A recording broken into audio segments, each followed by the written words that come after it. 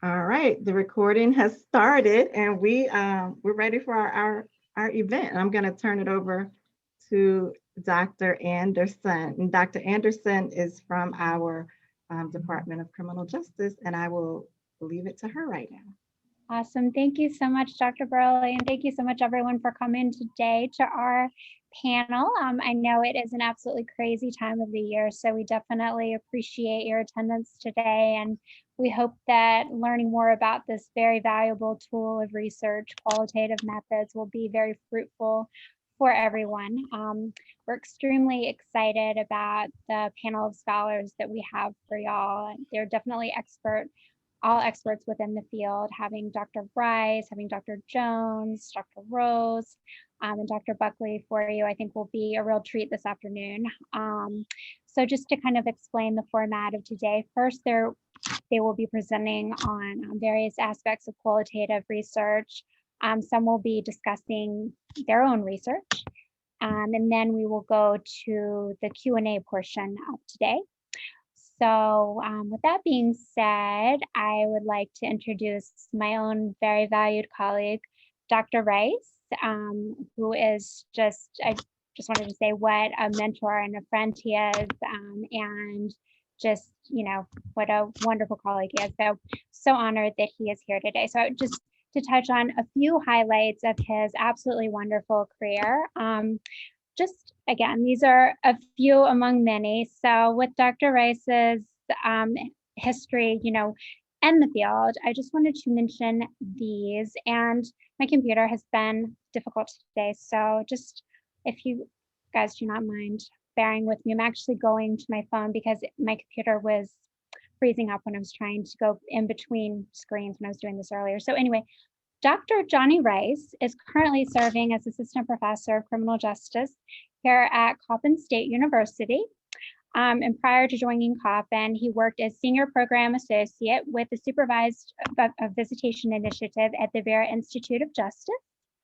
He has spent the past 22 years providing leadership, technical assistance, and support to organizations that serve low-income fathers and families in the areas of child welfare, youth development, and criminal justice, in the efforts to create safe and stable communities. Prior to joining Vera, he worked as a public administrator for the Maryland Department of Human Resources.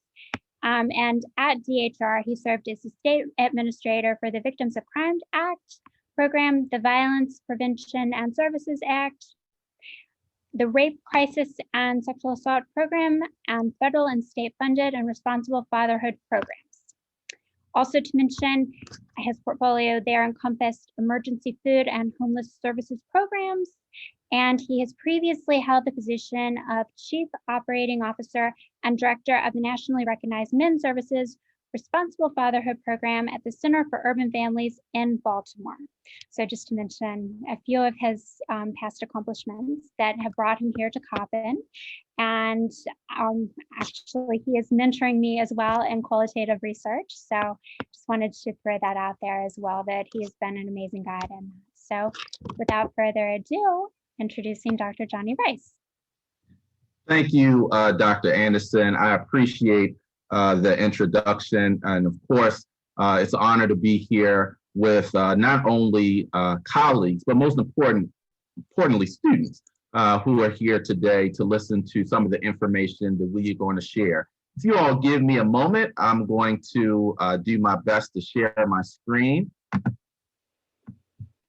Okay, I think someone else is sharing, so you may have to unshare so I can share. All right, thank you. All right, and let me see if I can go from my current slide here. Okay. All right, can you all see the PowerPoint? All right, thank you. Again, I'm excited to be here, and I have the tough job of setting the stage before my distinguished colleagues who will come after me with a lot of great information. But I did want to ground us and establish the foundation as to why qualitative research, what are the benefits of qualitative research, and from my perspective, a community lens, a criminal justice lens, qualitative research can assist us in amplifying the voice and telling the stories of our community.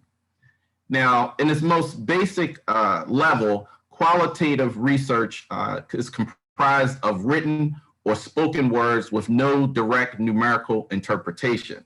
That's in contrast to quantitative research that, of course, uses numbers to describe social phenomena. So oftentimes when you hear about large-scale surveys that are administered throughout the country, those large-scale surveys are often quantitative in nature. Some of you, for your research projects, may have went to governmental sites and been able to download very large data sets, right? Quantitative in nature, and had these Excel spreadsheets that you're looking through trying to conduct analysis. Well, qualitative is somewhat different in that it speaks more to the voice and the experience of the participants that you're focused on. So it's important to recognize that aspect. Now, in terms of qualitative data can often be text, video, or audio, and it can come from information that's obtained directly or indirectly. Right? And I'm sure you'll see and hear about some of the direct and indirect ways as my colleagues explain their research projects that they have a passion and love for. So what are some of the main types of qualitative research? Well, there are several, and they're based off of, in many aspects, theory. Well, Dr. Rice, what's theory? Well, theory and concepts assist us in understanding why someone may do the things that they do. Theory helps us to understand human behavior and interpret it in a meaningful way. And so with qualitative research, there are types that assist us in getting a theoretical understanding as to why certain events occur and delving deeper to get the meaning behind those events. So we have case studies, we have grounded theory, we have phenomenology, ethnography, as well as historical. And I'm not going to read them all, but I will say, for instance, ethnography allows us to get a better understanding of the cultures of different groups, the culture around us. Phonology allows us from a firsthand experience to get a deeper understanding and meaning out of what it is we may see and observe. Each of these qualitative research areas often are or serve as a framework for those who conduct scientific study from a qualitative perspective. So as a student, if you say, I want to do qualitative research, your professor may say, well, what's the theoretical framework? Or what's the conceptual model that's guiding the research you're going to carry out? And so these would be examples of those type of frameworks and models that you would tell your professor, this is what my research is going to be led by. So there's just different ways you can collect and carry out qualitative research. You have participant observation, intensive interviewing, and focus groups. And there are other as well that are more drilled down. You have autoethnography, where your voice is a major part of the research. You have expert interviews, where you bring together a round table of persons from a specific field and you give them questions to learn more about a certain area that you want to learn more about. But these are the basic frameworks that we see a lot of qualitative research take format that we see. Participant observation, that may be you observing different things that you see in the community, in the home, in the environment of research. Intensive interviewing, developing questions that will help you learn more about your study population. You may want to learn more about victims of domestic violence. So you will develop questions that are open-ended to get that information. What do I mean by open-ended and unstructured questioning? So for example, if I ask you, have you been affected by the death of George Floyd, yes or no? You could check off yes, you could check off no. That's closed-ended. That would tell me that you as a person, if you say yes, were affected. But it doesn't tell me how you were affected. So if I ask you, how were you affected by the death of George Floyd? Not a yes or no answer. it's open for you to share how you feel and provide insight and depth that the yes/no question could not give. Focus groups are also interesting because focus groups allow us to bring together people who may be affected by a certain issue, ask them guided questions that are developed in advance to learn more about an issue. So for example, you may go into a group home to try to get a better understanding of the experiences of those youth that have been in that group home for over a year. And you may interview together collectively 9 to 12 of those young men or young women as a part of that program that live there and ask them different questions so you can learn what their experience has been like over that past 12 months. You will be face to face with your clients, with your study participants often in the field. As many of you all know through your research classes, or may not know, if you do any original research that involves human subjects, you have to get Institutional Review Board approval. And so a lot of the information that you acquire, you will use surveys or questionnaires, and you'll be face to face with the subjects or virtual, and you'll be asking them those questions. Indirectly, we use records to answer questions, may conduct a study or content analysis where you're looking at information and gathering information from data sources, not human subjects, to get a better understanding of meaning. I'm not going to go through this chart that shows qualitative versus quantitative, but I do want you to see the variation between the two. Qualitative focuses on meaning, whereas quantitative focuses on count. Each of them has a love to a degree for the effect of social phenomena, but qualitative allows you to get rich information and actually share the particular voice of each of those cases or individuals that are interviewed. The researcher is understood as an instrument, his or herself, and also attention to impact of researchers and other values of course analysis is important, with the focus on getting a greater understanding of our community, of the social forces in it. So I've kind of given you a quick snapshot of what is qualitative research, the difference between quantitative and qualitative, and also the different theoretical frameworks that guide qualitative research. But just stepping back for a minute, why do any research, right? Let alone qualitative. Well, one of the reasons we want to conduct qualitative research because it gets us close to the community so that we can better understand the lived experience. And as social scientists, I don't care if you're social work, if you're in rehabilitation, counseling, psychology, criminal justice, or even other areas across the university, social science can help us get a better grasp of what is happening to individuals, what's happening in society, and the processes that guide human behavior. And so again, we can acquire insight into social forces by really conducting research that allows us to ask the following questions. Why do people do the things that they do? Why do organizations function the way that they do? How are people affected by their experiences? So as social scientists in training, as criminologists in training, as social workers in training, as psychologists, psychiatrists in training, these are all questions that we ask so that we can acquire a better understanding of the impact of the various systems in our society. And by understanding the positive aspects of those systems and the negative aspects of those systems, we can affect change based on empirical data, not based off of how I feel, but based off of getting insight from the study population. Some people think that qualitative research means no rigor, but there is still the application of the scientific approach.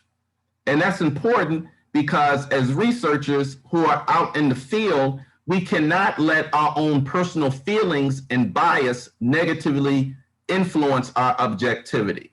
So the science still leads in qualitative research the same way science leads in quantitative research. Now, again, why conduct qualitative research? There are policy motivations, there are academic motivations, and there are personal motivations that move all of us to explore different types of qualitative research. We may want to understand why a program's effective or why a program isn't effective. Qualitative research will allow us to learn from the population that's actually enrolled in the program, as well as stakeholders. Academic motivations. As a researcher, I'm interested in gun violence. And so I'm a part of a qualitative project that's going to allow me to interview in Baltimore City, along with student researchers, individuals, young Black males between the age of 15 to 24 that may have experience in possessing firearms. The hope is to get a better understanding as to what motivates individuals to carry firearms so that we can use this information from a prevention framework to make our community safer. And then there's also personal motivations. You could have been a young person who grew up in foster care, and you want to, as an adult, now learn more about your respective experience. And so you may conduct research within the Baltimore City Department of Social Service to get an insight into other young people's experiences that are also in foster care. Policy motivations. Are programs successful? Applied to criminal justice, looking at what works, what doesn't work, right? So does the DARE program work? Does programs such as Scared Straight work? Qualitative research can give us insight. Academic motivations, human trafficking, an emerging, continuing to grow area within criminal justice. You know, I may want to speak to directors or administrators of programs that actually provide support services to victims to assess the effectiveness of that, the interventions. And also personal motivations. You may be someone that wants to write a book or is interested in a unique area that is different from the mainstream, but it's something that inspires you. So here, Killer said, The Strange History of Performers Dying on Stage. So this was someone who was interested in conducting research, qualitative research, looking at all incidents that were on record of individuals who have died performing. And that can be important information to someone who works in arts and entertainment from a liability perspective. And it can also give you an understanding of assessment of risk. In terms of qualitative research, exploratory and evaluative in nature. What do I mean by exploratory?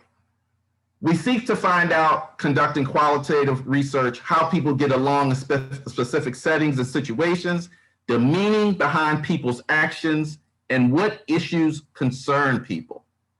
So if I go interview someone in the field meaning in the community, at an organization, my goal is to try to understand what is going on. Here's an example of a gang member, Project Bo. With Project Bo's interview online, you can go through the interview and you can determine through those questions that are being asked to Project Bo what is going on. Evaluation research, also a part which can be conducted under the umbrella of qualitative research, seeks to determine the effect of social programs and other types of intervention. Here in Richmond, California, is a program that's centered on gun violence. And the program pays offenders so that they won't engage in future gun violence, and it also enrolls them in a life skills employment program. And so evaluation of programs such as these will be critical to stakeholders.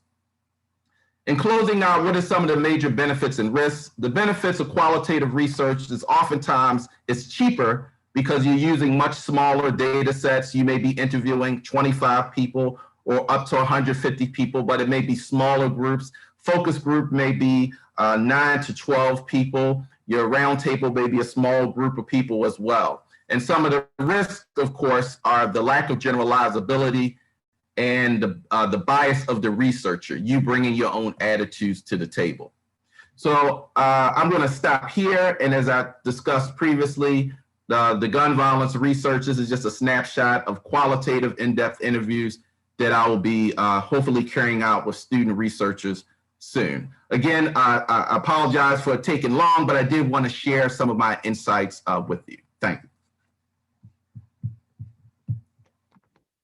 Thank you, thank you, thank you. That was so good, Dr. Rice. We appreciate that. Was that good, y'all? Can we get some virtual hand claps?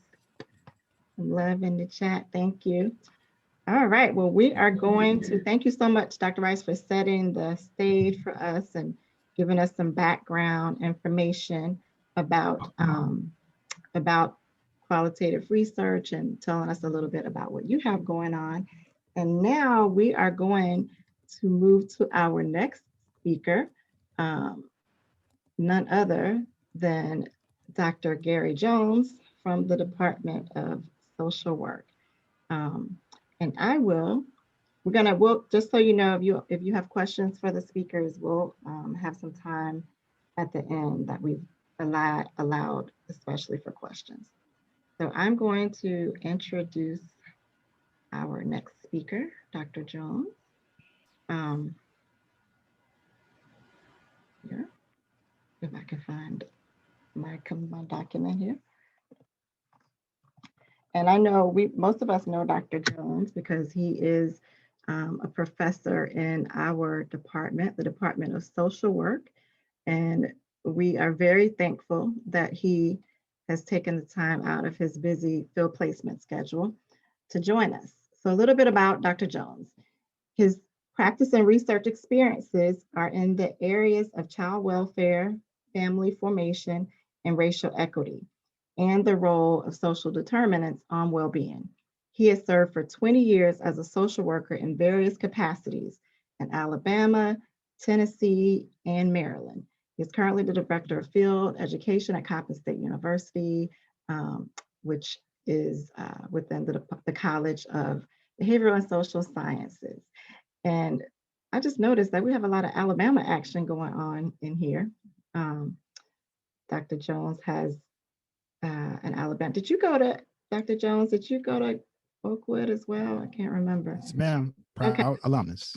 Okay, all right. I'm an Alabama girl. I didn't go to Oakwood, but I'm from Alabama, born and raised. And Dr. Jones is from Mississippi, and he is forever calling every one of us ma'am and sir. So good Southern hospitality. So, all right, Dr. Jones, we are thankful to have you, and we will turn it over to you so that you can tell us about your qualitative research project. Okay. So greetings, everyone. Thank you, Dr. Rice. Thank you, Dr. Anderson, Dr. Burley, Dr. Rose. As we just discussed our experience with qualitative research, I had the opportunity to be on 3 qualitative research teams.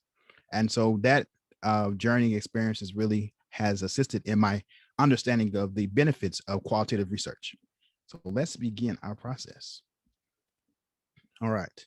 So Dr. Rice, he talked about how qualitative research, it provides an opportunity for you to explore, explain, and describe. Qualitative research is really an opportunity to hear the lived experience, the stories, the opportunities, the journey of our clientele, groups, and communities.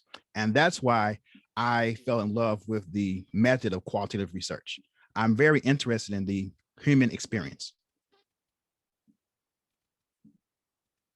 This is the process that I went through to complete my studies on the research I'm going to talk about today. I have completed many years in child welfare, as well as working with homeless youth. So you may take your interests as well as current events.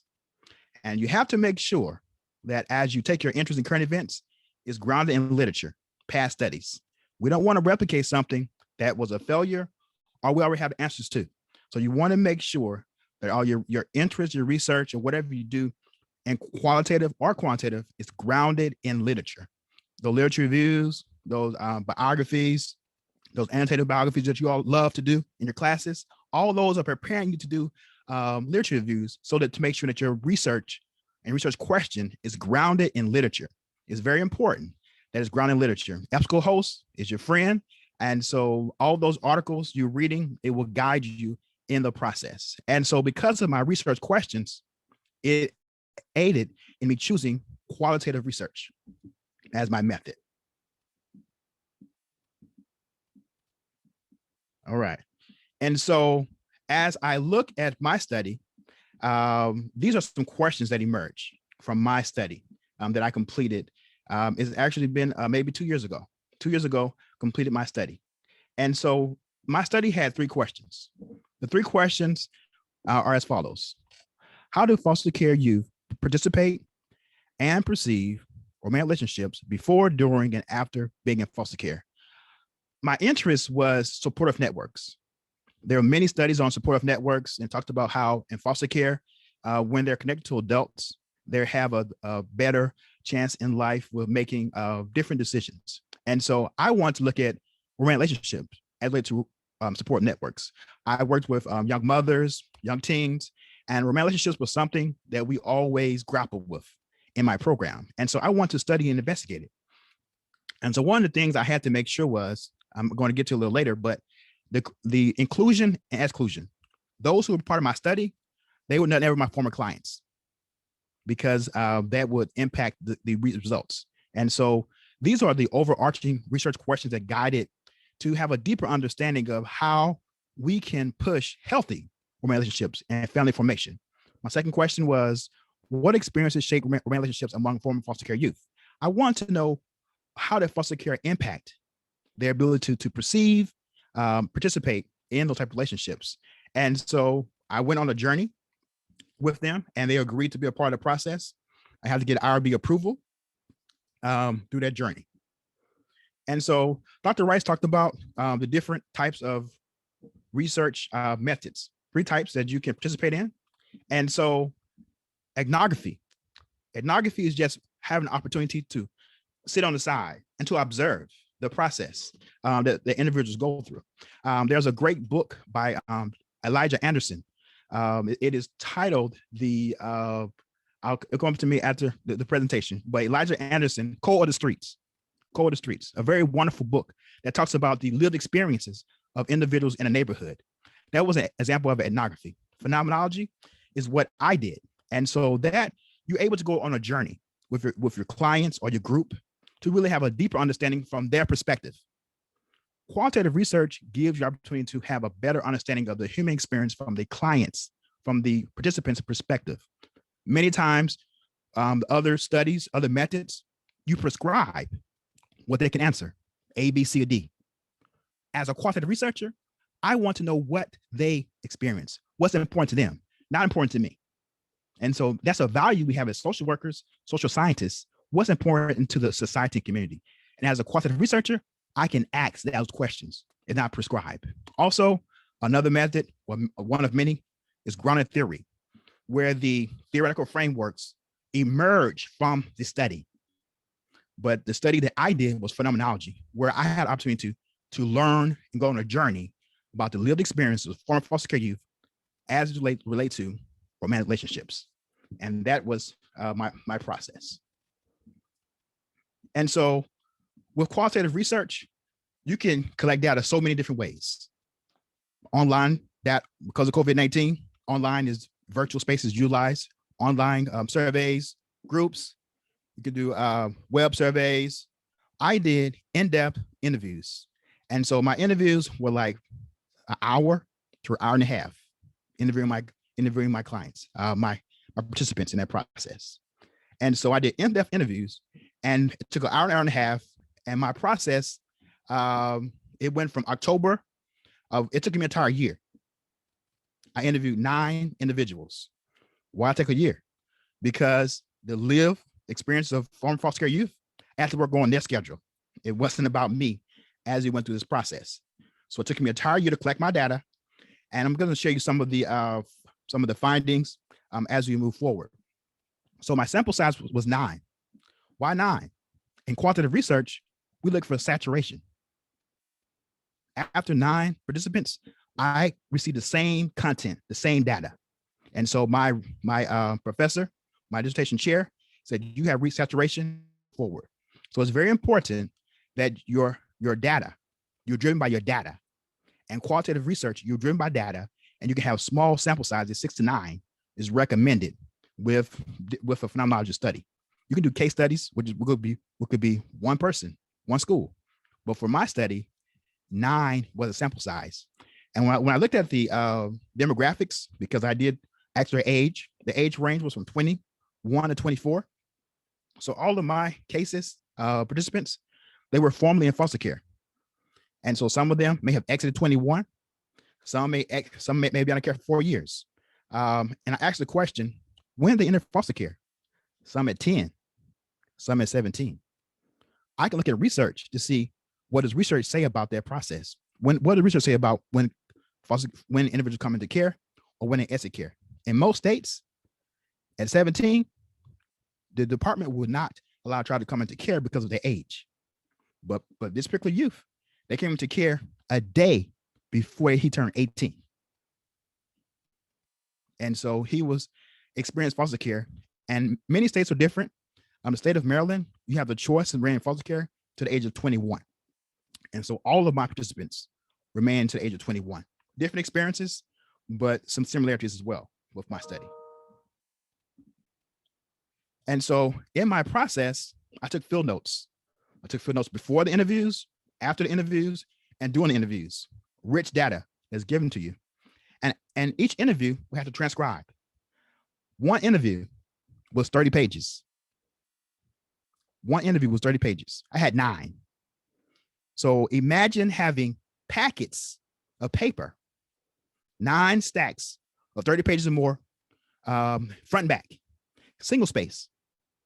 After the interviews, we have to type them up. So I only typed up one of my interviews, and I paid to have my other interviews transcribed. I want to have that experience. Like Dr. Rice is smiling. Yeah, I want to have that one experience, but I didn't want to have it denied. I wanted to graduate. And so I had to pay for a service, review the transcripts, and 8 themes emerge. And I use a software to help in that process. There are many softwares you can use, but I use Inivo. You can use Atlas, Web, QDR, or Hyper Research. I love Inivo. It's user-friendly, and many researchers that I partner with utilize this program, and it's very user-friendly. And we can come back one day and talk about the benefits of software. And I have a couple more slides and I will be done. In my study, there were several themes that emerged, 8 themes. These themes are the lived experiences of my participants. One of my themes is show me, don't tell me you love me. Again, I interviewed former foster care youth, and I want to know what were their experiences. And so this emerged over and over again. Do you see what I see? If it's meant to be, it will be.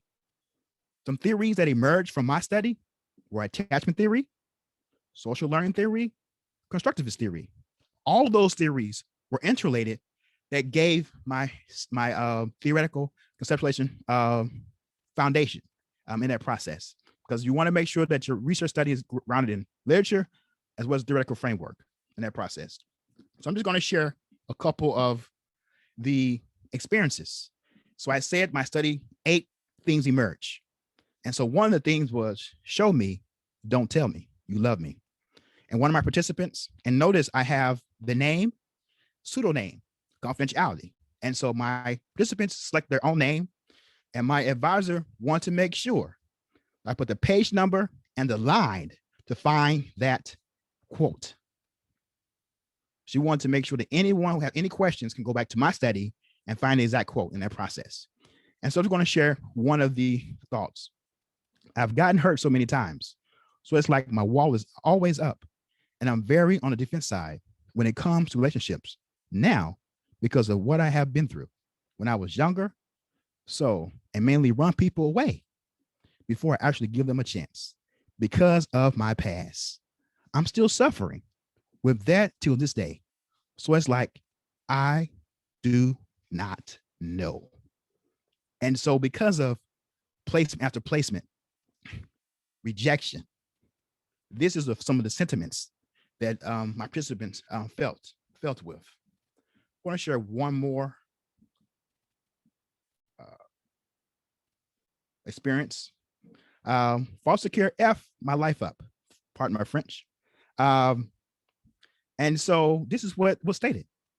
It impacted me because I was looking for someone to love me, because I am in this space for real, place for real. And I did not know that I have anybody. It kind of give you that thought, for real, I'm here and alone. So it's just like build that thing with your significant other, because I am here and I need you. So foster care with this individual, let the person know that their significant other was significant. I learned so much from this study. Some of the takeaways that I had biases and assumptions, because one of my questions asked about social media. I thought that young people use social media. Time and time again, my participant said, no, I don't want anybody in my business. I didn't use it in that process because of their attachments, because of their abandonment issues.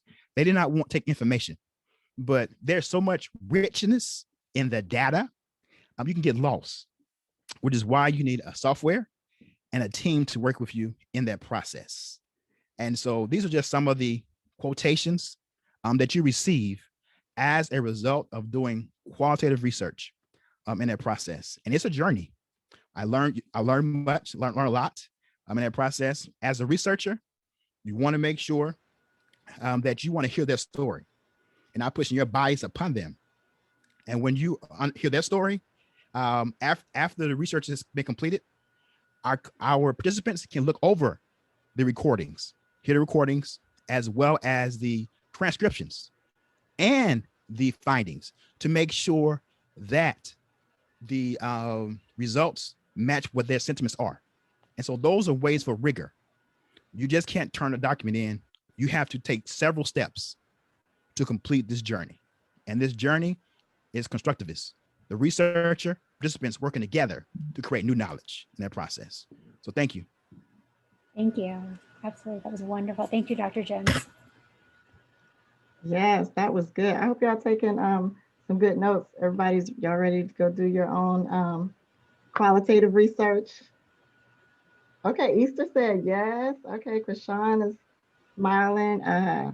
This is our senior class. All of this crew is getting ready to go to graduate school. So they are about to start doing the work. So thank you again, Dr. Jones, for all of that valuable information. Shamia says she appreciates this info. So thank you, as well as Dr. Rice. Good stuff, good stuff. So we're going to keep it on going because we have some questions that we have, and I know the students and other colleagues. I see some of our other colleagues as well. Let me just shout them out real quick.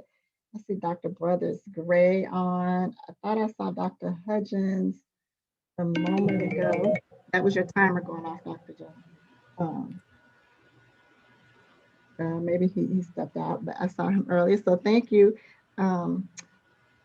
Dr. Brothers Gray, for being with us. So now next we have coming to the stage the Dr. Theta Rhodes. Let me find her so I can bring her to the virtual stage. Oh, there she is. All right, Dr. Rhodes, hey. All right, welcome. So now I am going to tell you all a little bit about Dr. Rhodes so that I can get out the way and she can share her presentation. Dr. Theta Rhodes is an assistant professor at the University of Maryland, Baltimore School of Social Work. So around the corner, down the street, across the bridge somewhere, not far from here. Dr. Rhodes earned her PhD in social work from the National Catholic School of Social Service, Catholic University. She earned her MSW from Stony Brook University in New York and a BA in psychology from Johns Hopkins University in Baltimore. Using an asset-based approach, Dr. Rose's research centers on contextual factors related to the promotion of mental well-being and positive youth development among youth of color, and the importance of youth perspectives in research and intervention development and delivery. So we are so excited to have Dr. Rose. I told some of the folks earlier, Dr. Rose and I went to Catholic University together. Oh, wow. It's been quite a while now. And she was my research tutor, y'all. So when I needed help with statistics, she's the one I went to. She kept me from being on the side of the road like this. She helped the sister out. So I always tell my students, if you need help, then find out the person who is doing well and who understands it, and reach out for that support. Don't be ashamed to ask for help. So, and Dr. Rose is not, she's a friend of Coppin. She has actually spoken to my research classes before, talking about quantitative analysis, but today she's going to be sharing with us about this really exciting qualitative project that I know she had so much fun with. And so I'm excited to hear about it in greater detail. So Dr. Theda Rose, I yield the virtual floor to you. Thank you. And thank you all for inviting me to participate in this wonderful panel of experts.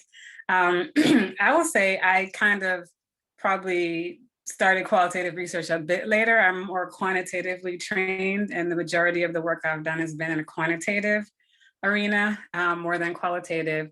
But I also work with young people, youth, for a long, long time, and recognize the importance of youth voice well before I went into any kind of master's program or doctoral program. I was going to work with young people, and their voice was just something that was really important to capture.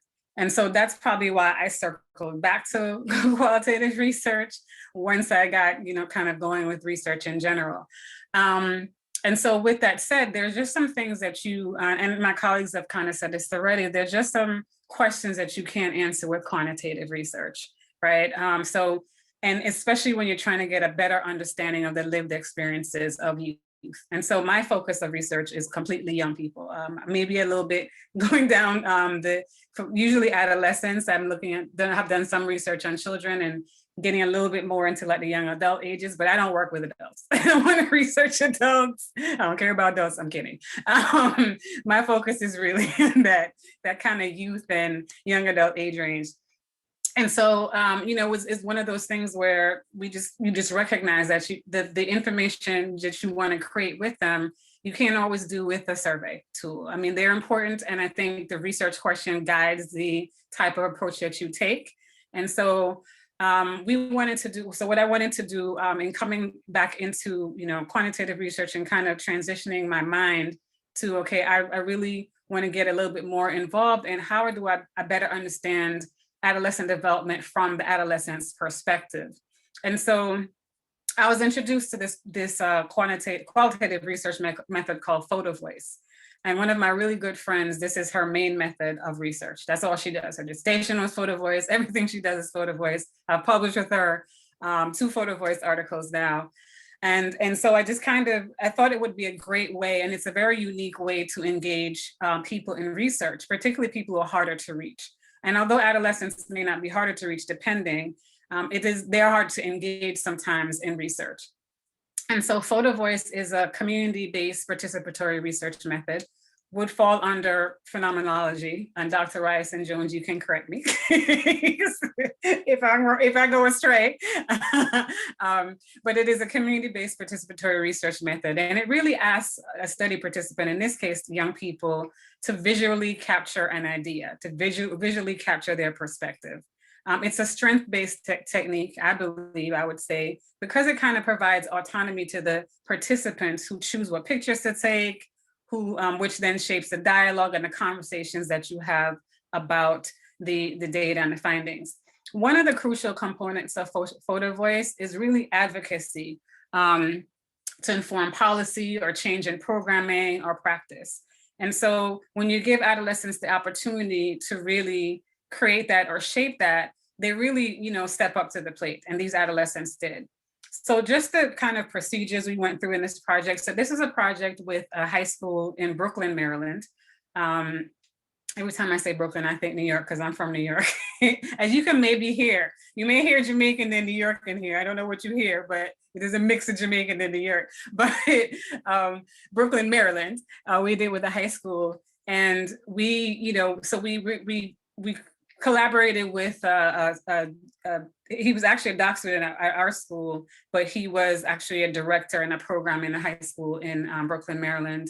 And I just had this idea. And what did I do? Because I was not qualitatively trained, and Dr. Burley just said, did you find other people? I found 2 experts in my school, and I said, I would like you to join me on this project, who did not work with youth, but they had their own ideas. And so we came together and came up with these kind of 3 general themes: coping, agency, and well-being.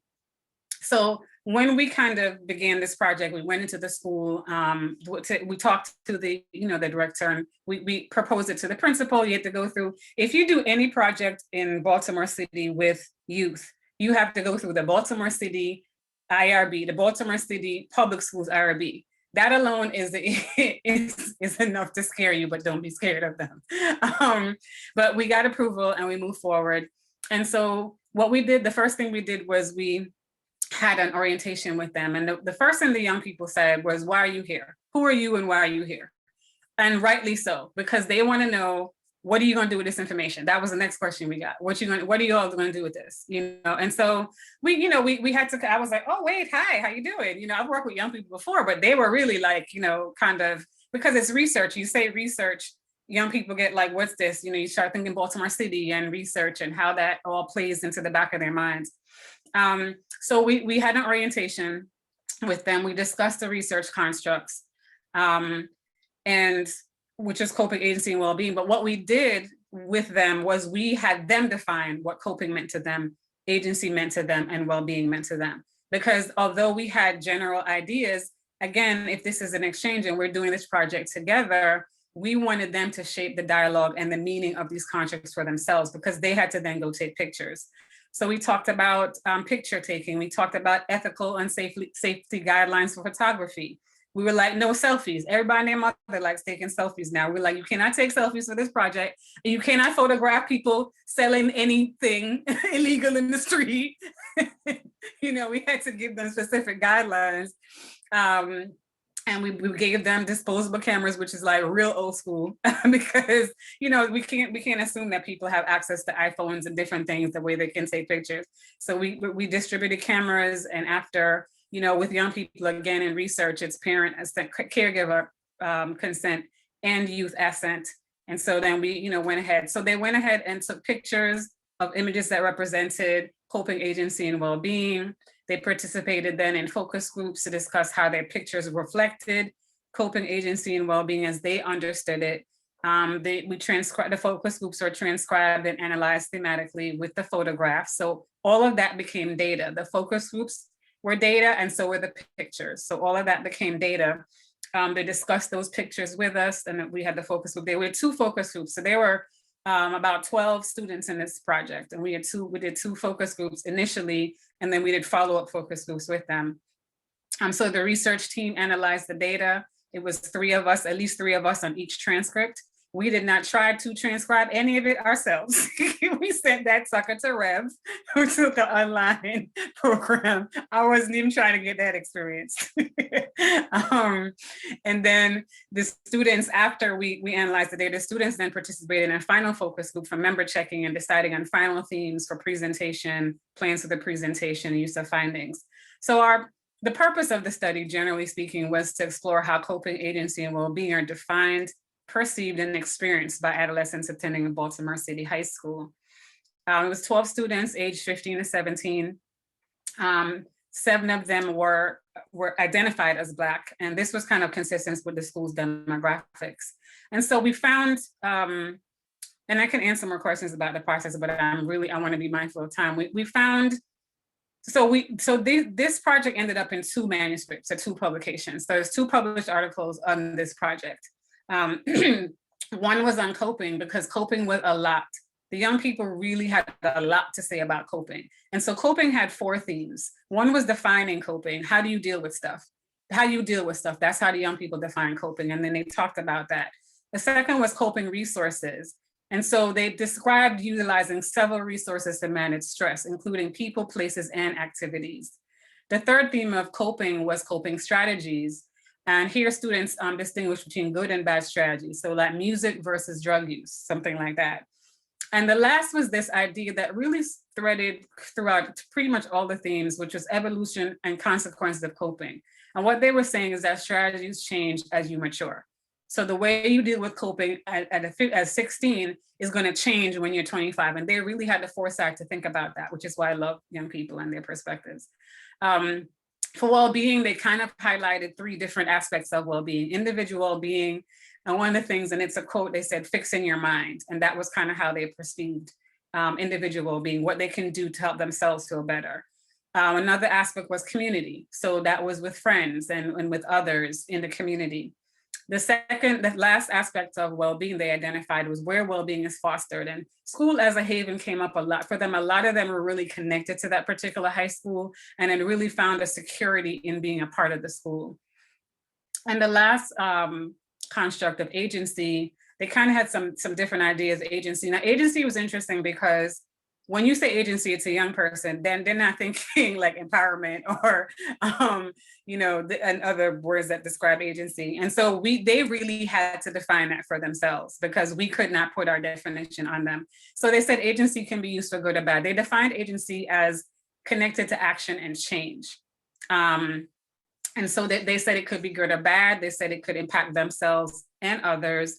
And then they said that we are obligated to exercise agency. They were obligated, and they felt others were obligated to exercise agency to make change. And so that's one of the things that they really highlighted about agency. And so, the last part of the project was coming up with the boards, because we were going to do presentations. I'm going to show you pictures if I have time. Of the boards that we did. We got them professionally done from Alpha Graphics, which is all over, but in the Baltimore City. I don't think it's in Baltimore City anymore. I think that one closed, but we had Alpha Graphics make us these boards.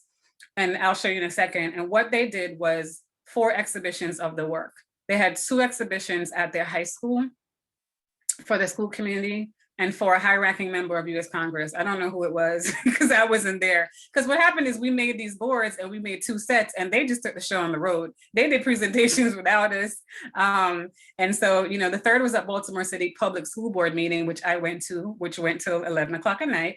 But these young people were there and they presented to the school board about things that were important. They also came up within their last focus group when they designed these boards. So they came up with where they wanted to present, how they wanted to present, what was going on the board. All of those pieces were them. We didn't pick anything for them and make any decisions around that for them. But they also, the last place they presented was at the University of Maryland School of Social Work. So we brought them to campus and we had a session where we had faculty and staff and students who wanted to come and participate and kind of hear about what the young people, talked about. And it was so interesting because what we didn't measure quantitatively was something like empowerment, which I would love to do, because some of these young people in the beginning were like, I don't want to present. I'll stay in the back, I'll make the flyer type of thing. And then they were the main ones at the board, because what happened in the presentations is that we'd set up the boards around the room. The young people would stand at the boards. I would introduce for maybe a minute what the project was about. Then people went to the boards and the young person was there, kind of like a poster presentation at a conference. The young person would explain all the things that were going on the board. We had nothing to, I don't even know what they said, but we had nothing to do with that. But they took ownership of it. And that's one of the values of qualitative research, is really they took ownership of the project.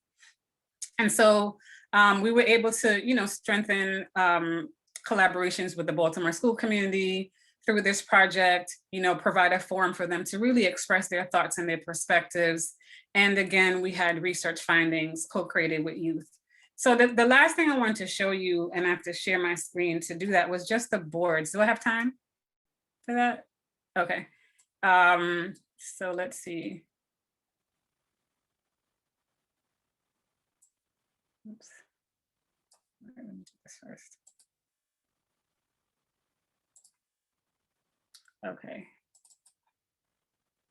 So it's a small picture because I took this years ago. This was the coping board. And this picture here in particular, so the boards and the manuscripts that we wrote are a bit different. One, we couldn't include all the pictures, and two, we had to think about how we talked about the themes in relation. The themes might have differed a little bit from their presentation. But this one here, like Gone But Not Forgotten, Never Forgotten, was a coping theme. And in the paper, we talked about how they gave examples of communal support and symbolic rituals as community resources. So for community resource for coping. So they chose these final pictures. Now we would have probably been like, this is too dark to put on a board, you know, and whatever, but this is what they felt as a group. All 12 of them was at this last meeting, and they felt that these were the pictures that represented what they felt and what they believed. And so we let them pick anything, pick what they wanted. Not anything, but what they wanted. They come up with the captions. They came up with the title and the captions for all the pictures. And this is one of their presentation boards, the coping board. And so you see they have like Our Escape, Man's Best Friend. So this is what was important to them in terms of coping. So again, they're shaping or they're thinking about how this, and one of the things that they talked about in terms of the school, in terms of at the school level, was that they would prefer outside people come in and facilitate sessions around coping and developing coping skills with them. So that's one of the things that came out of that was really school related. So the second board was well-being. So here you see, I'm sorry, these seem so small, but you can see, hopefully. Here you see their thoughts about well-being. Interesting, it was interesting what they chose, right? Because this is the library. This is the fire department. We were like, oh, okay. But again, this is where they felt that, where they felt comfortable or safe, like safe havens for them. And it says safer than the police. I don't know if you can see that, but that is one of the things that they said was a caption for this. This picture here, I would say we framed this picture for the school social worker at the school was really, really helpful in helping us recruit kids. And this picture is in our paper, and this represented well-being to them. It's a picture of a group of friends from the school. Now, we told them they couldn't have facial shots in here, right? So they got creative. I don't know who took the picture, and they turned their backs to the picture and they took the picture. I was like, okay, I got y'all. It was a great, beautiful picture though, because it really reflected for them family and coming together and a safe haven for them. And so this is one of our kind of our favorite pictures, but these 5 pictures for them, including the high school, so now you see the high school, but including the high school, really represented like a safe haven and well-being for them. And then the last one was agency, and you'll see that there was a lot that they really, went around Baltimore City and they took pictures that they felt of things that they could change or things that needed change.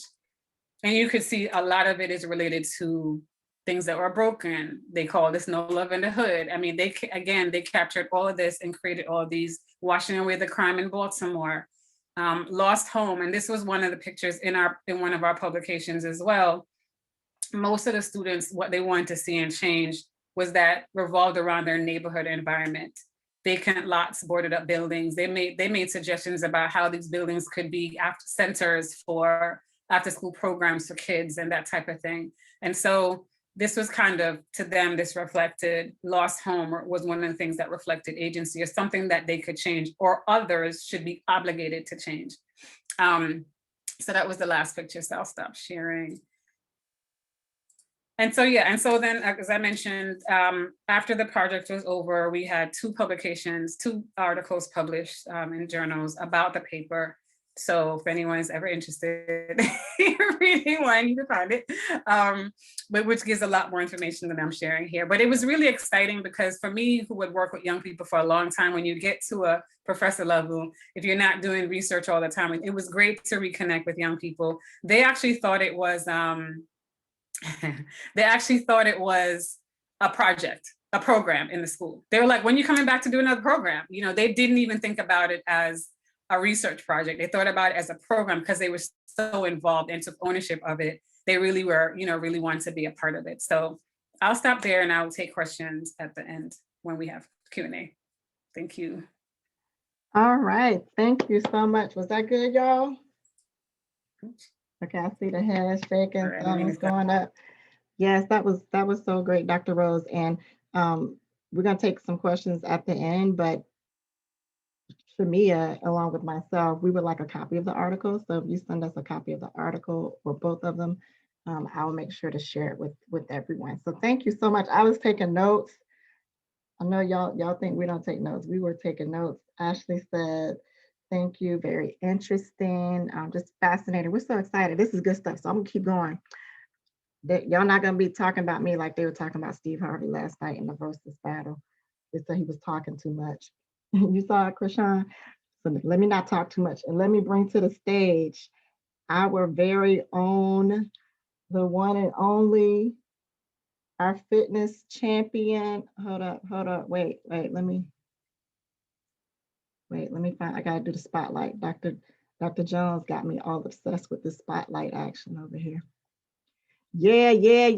Oh, come on, get Dr. Rose. Absolutely fascinating. Great to conduct research that amplifies the voice of our youth. Let me pay attention before I end the whole meeting. All right, there she is, y'all. The fitness guru, the Black Panther of the university, another Jamaican queen. I can't believe she does not have on a dashiki or something today.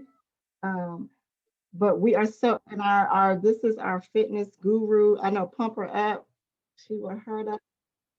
We are so excited, and this is none other than the one and only Dr. Burley, psych, Dr. Buckley. Because do they call you Dr. Burley? They do. It's funny. And they call me Dr. Buckley. I just answer now. I'm like, hey, it's a great person to be mistaken for. You know, sometimes you want to correct that real quick, but I'm okay. I'm okay with the mistake. So thank you and welcome. As they say, we save the best for last, right? So I got caught up. Let me read your bio. Okay. Oh, the dean, just in time. All right.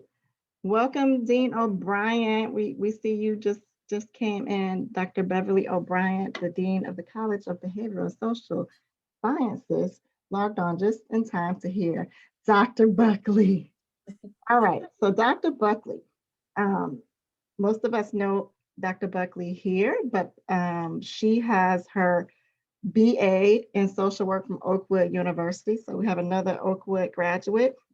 Also, she got her Master of Science in Social Work from the University of Alabama. I'm an Auburn graduate, but you know, that's War Eagle. All right, all this Alabama stuff going on. And she received her PhD from Morgan State University here in Baltimore. Dr. Buckley, y'all already know she does everything. She's been a previous director of field education. She's taught at several schools, not only in Maryland, but in Alabama, a really well-known HBCU in Alabama, Miles College. She's taught at Washington Adventist University here in Maryland. She's taught in Canada. Like, what other continent? Have you been on some other continent teaching? Not yet, I'm sure it's coming. She has been a foster care social worker, a therapist, a clinical director of a program for grieving children. She's serves on various boards of directors. She founded a nonprofit organization for at-risk adolescent girls. You and Dr. Rose have something. Dr. Rose didn't mention it, but she also co-founded an organization back up in New York for girls. I'm not going to butcher the name. It was Savvy or something like that, I believe, right? Some kind of program for girls. So you all have that in common. I didn't know this, Dr. Buckley, a foster parent for teenage mothers and their babies. Okay, let me get you some masks and you can come get mine for a while. Give me a break. All right.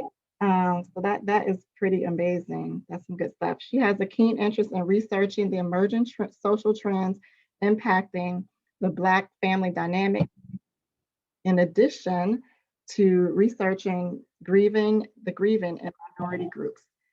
So Dr. Buckley is amazing, and we're so glad to have her share with us about her qualitative research. I saw Dr. Roten Trader, the chair of the Department of Criminal Justice. Welcome, Dr. Roten Trader. And I just can't help but say it. another member of Delta Sigma Theta Sorority Incorporated. Yes, yes. So welcome, Dr. Roten Trader, to the session. And we are going to now turn the virtual stage over to you, Dr. Buckley. We can't wait to hear about your qualitative research. I've heard about it before, so y'all gonna really love it. It was some good stuff. So thank you. Thanks, Dr. Burley, and I'm happy to be here. Dr. Rose, when you were talking, I want to say it was within your first 3 words. I was like, Whitney, she's Jamaican. And I sent Dr. Burley a message. I said, she's Jamaican, isn't she? So it's good to meet you. I've heard about you, so it's good to meet you in this space. All right. Quick question for folks in this meeting today. Has anybody ever been curious about somebody else's business? Be honest. Yes. Yeah. Dr. Gilliam said no. I said no. I said all the time. You know, I mean, we are just curious about people and why they do the things that they do. And sometimes that curiosity comes from within ourselves. You know, that sometimes there are things in others that pique our interest. And so that's kind of one of the reasons why I ended up becoming a qualitative researcher. I didn't know back in the day that I was a qualitative researcher, but I understand it and I embrace it fully now. Um, exactly, Dr. Gilliam. We stay in people's business. That's what we do.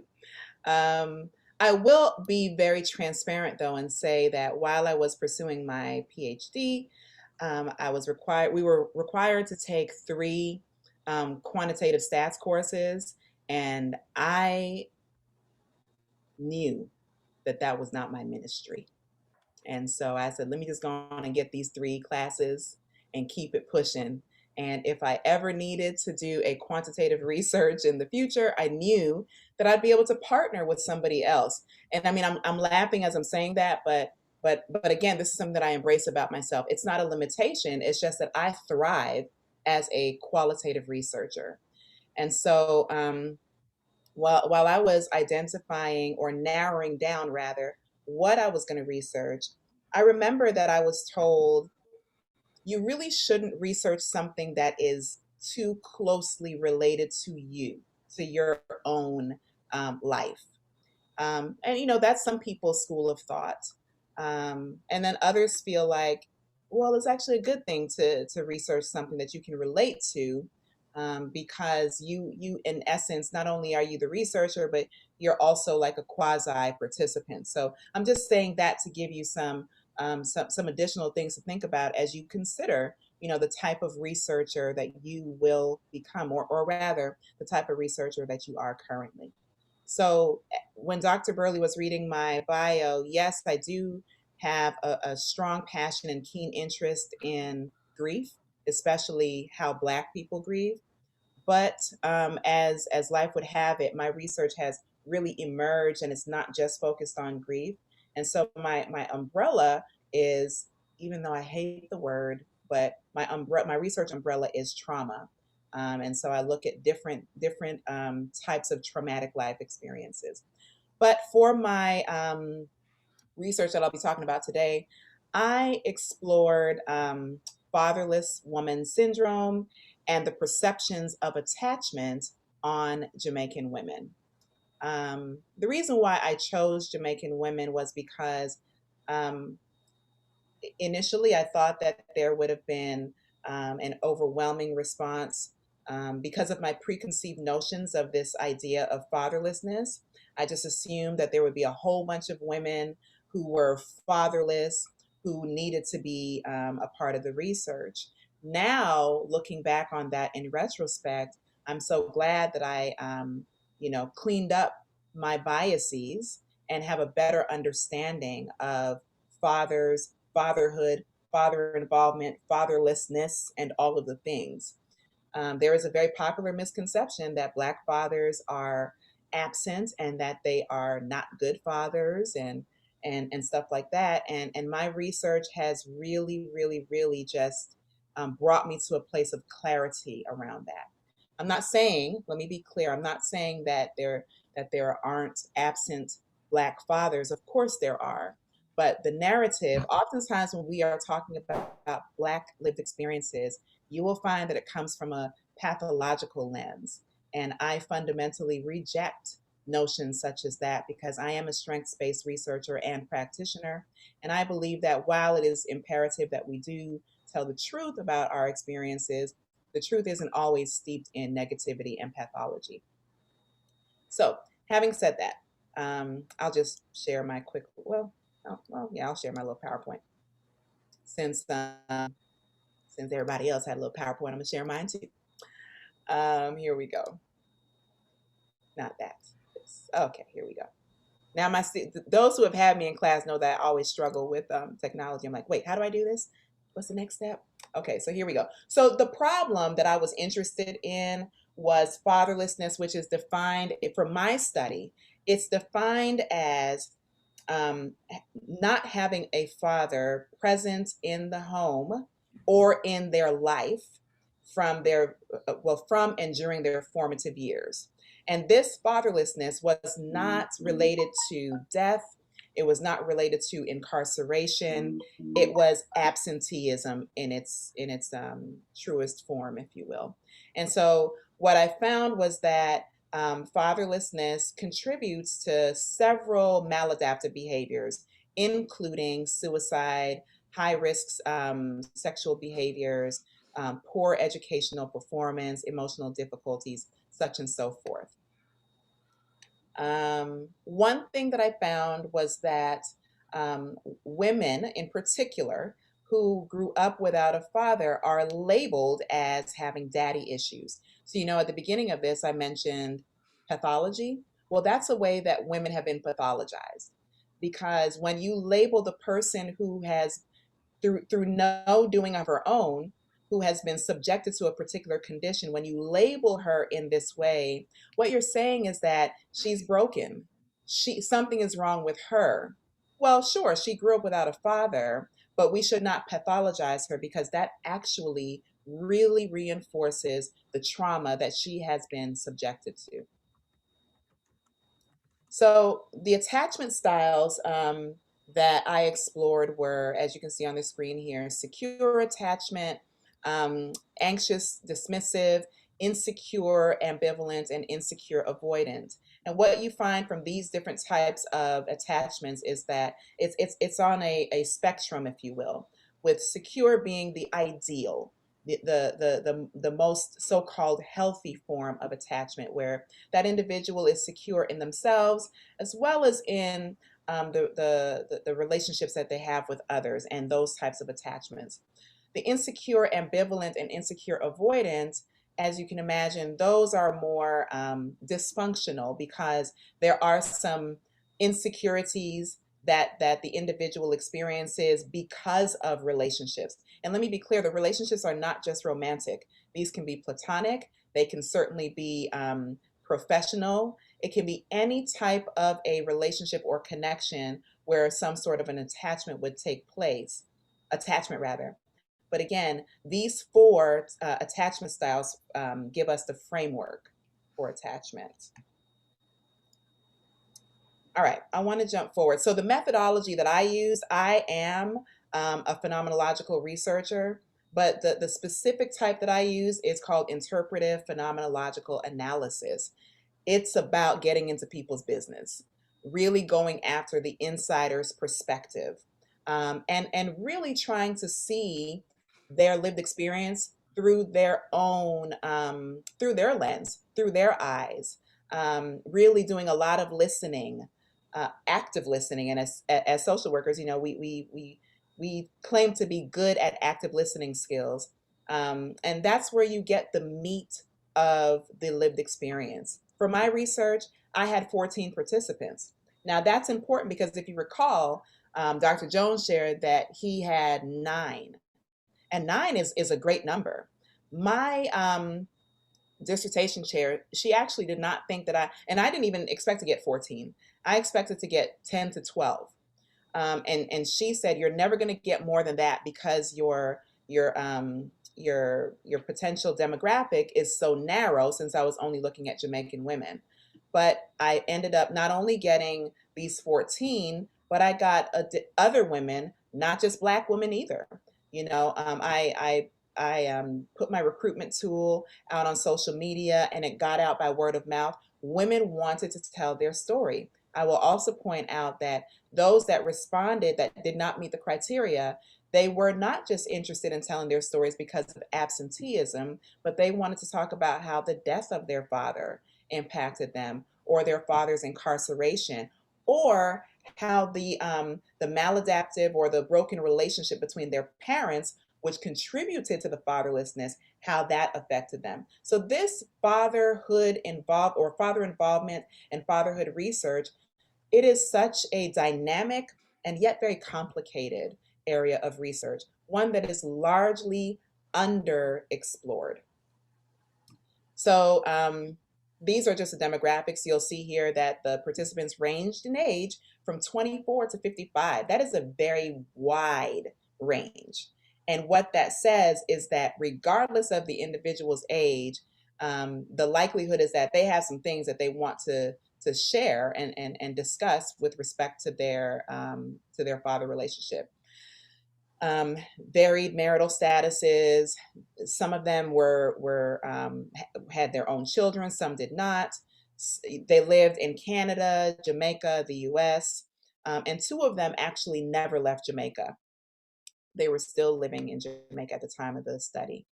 So I'll stop sharing now because the rest of this stuff is kind of boring. I do want to share this though, as far as the participants. Many times with research, you will find that there is an incentive for participating. And so I gave my participants a $25 Victoria's Secrets gift card. I did that because they were women, and I figured they might like bras and panties and other things. So, you know, hey, or go get you some perfume. But I wanted to give them something that might have been appreciated, and not just, I mean, Dr. Burley loves Amazon. Most people like Amazon, but but I wanted it to be something that potentially would have nurtured them in a very special way and made them feel really appreciated for participating in such a personal and important research. My themes that emerged from my study were, of course, around the attachment.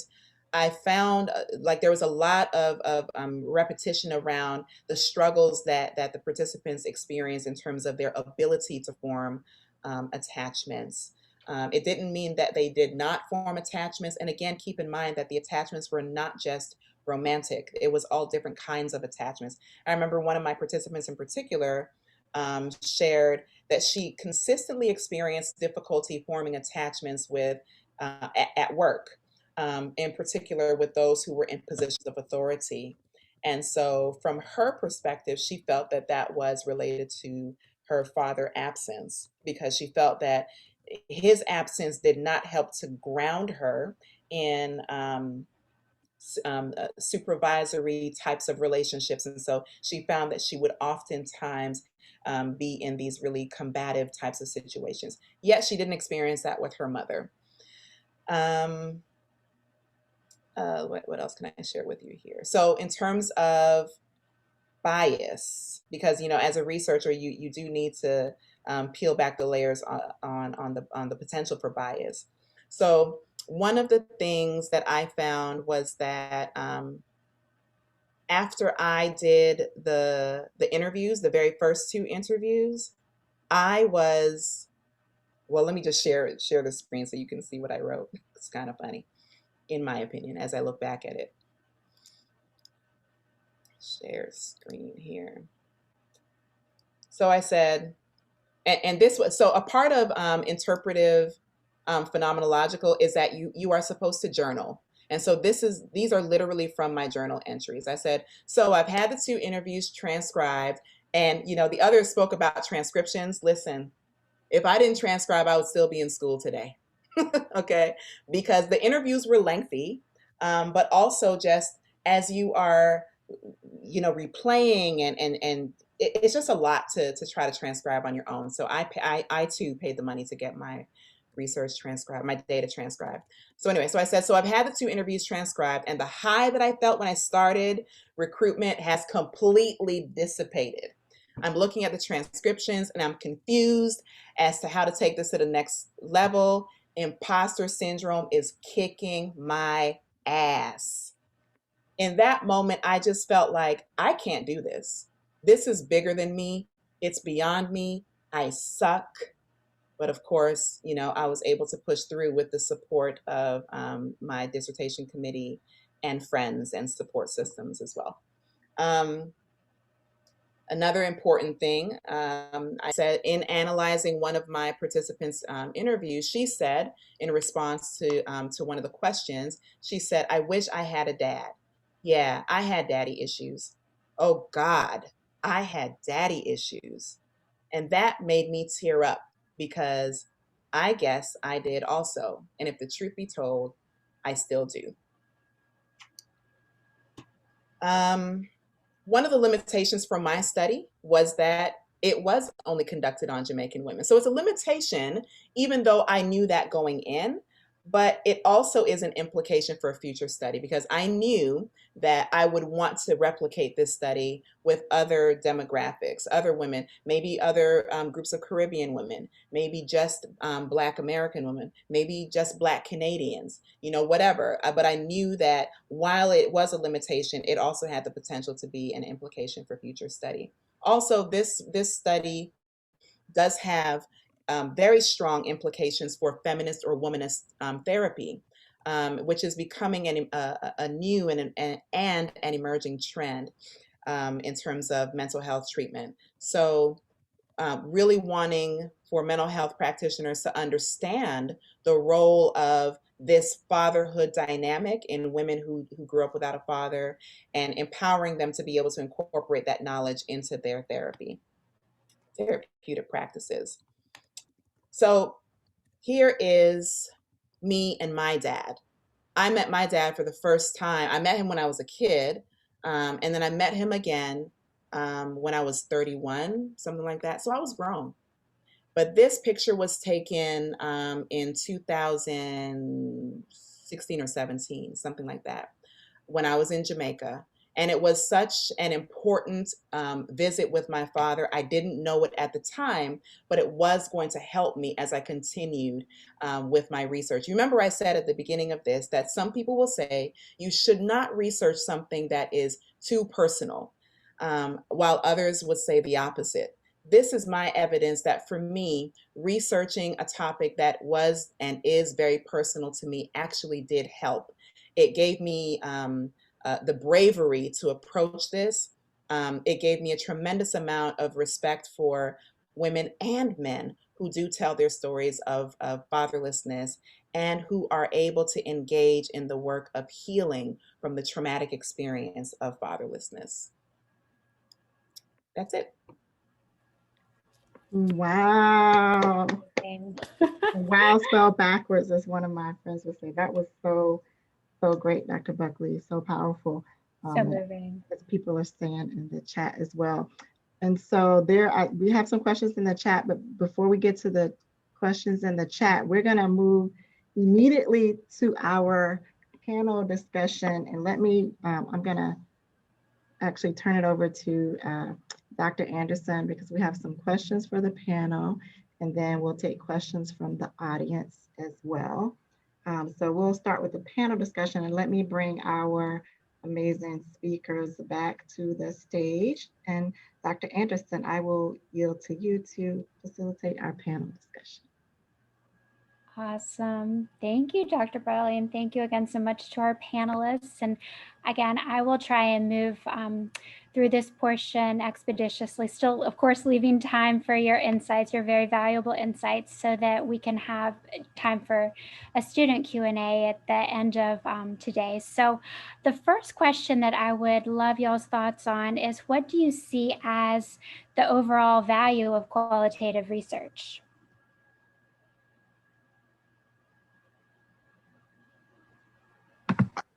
Well, thank you, Dr. Anderson. I would say in this time of social upheaval and COVID, there's opportunities to conduct qualitative research to really understand the impact of certain issues. So for instance, we may hear in the media that, you know, there are incidents of lack of access to care on the health side. We may hear that there are disparities in the criminal justice system, and COVID has only amplified those disparities.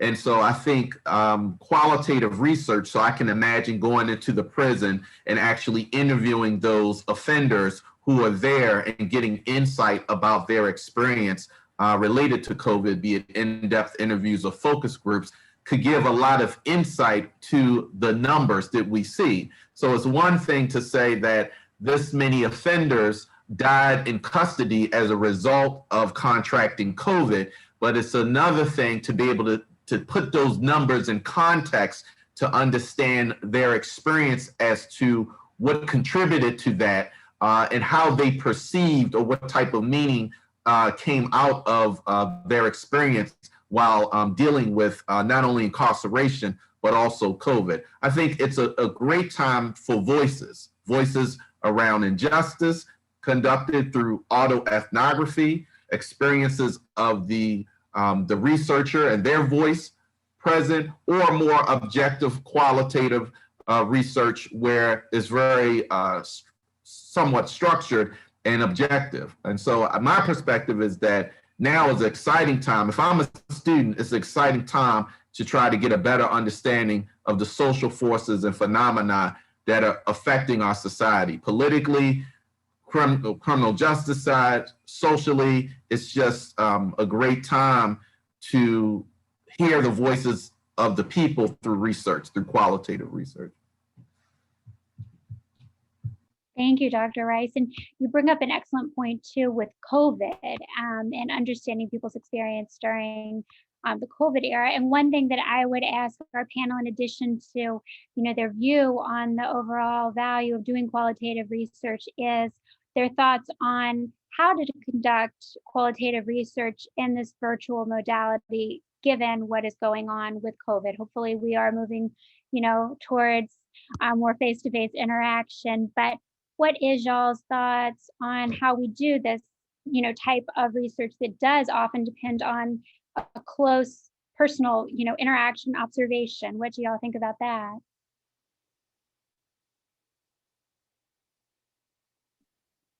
We have so many tools now. COVID-19 has really exposed, it pushed us to use technology. Many of us are afraid of technology. Technology is our friend. Zoom, the platform we're on now, we can do a face-to-face interview with Zoom. Our participants can have a phone, it can be recorded, and Zoom transcribes for you. So you don't have to pay extra. And so Zoom is just one example, this platform of how we conduct research during COVID-19, or its convenience for our participants as well as our researchers. Thank you, Dr. Jones. Definitely Zoom is a lifesaver during this time for sure. Yeah. I think it also gives us an opportunity to be creative. Because Melissa, you were saying some of your participants were still in Jamaica. And so, even though research has been going on, I've been interviewed as a part of research and was in Michigan. So it's not so much new. I think we just depended on the face-to-face. And I think what COVID did was give an opportunity to think creatively about how we could make continue to do research. I think it's challenging to some degree. I think with my research, I've done more focus groups with youth, and that's a little probably a bit harder because I teach too, so I got students on Zoom that aren't participating or engaged, and you got 13, 14-year-olds looking at me, whatever. They would be doing it in the room, but it's harder to do kind of the group, and then youth have to have parent consent or caregiver consent as well, so they can't just get on here and give consent. So there's some things, but I think there's creative ways to work around it. I haven't done it, I haven't tried it. I may have to, depending on where things go, but I think it's really forcing us to be a bit more creative in our thinking.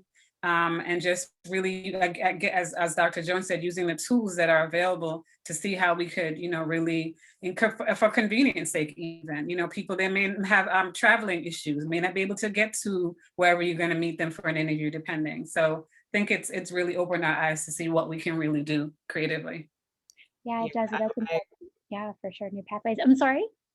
No, I was just going to say I agree with that completely. I think that one thing that COVID has taught us is that just because somebody said that it can't be done doesn't mean that it can't be done.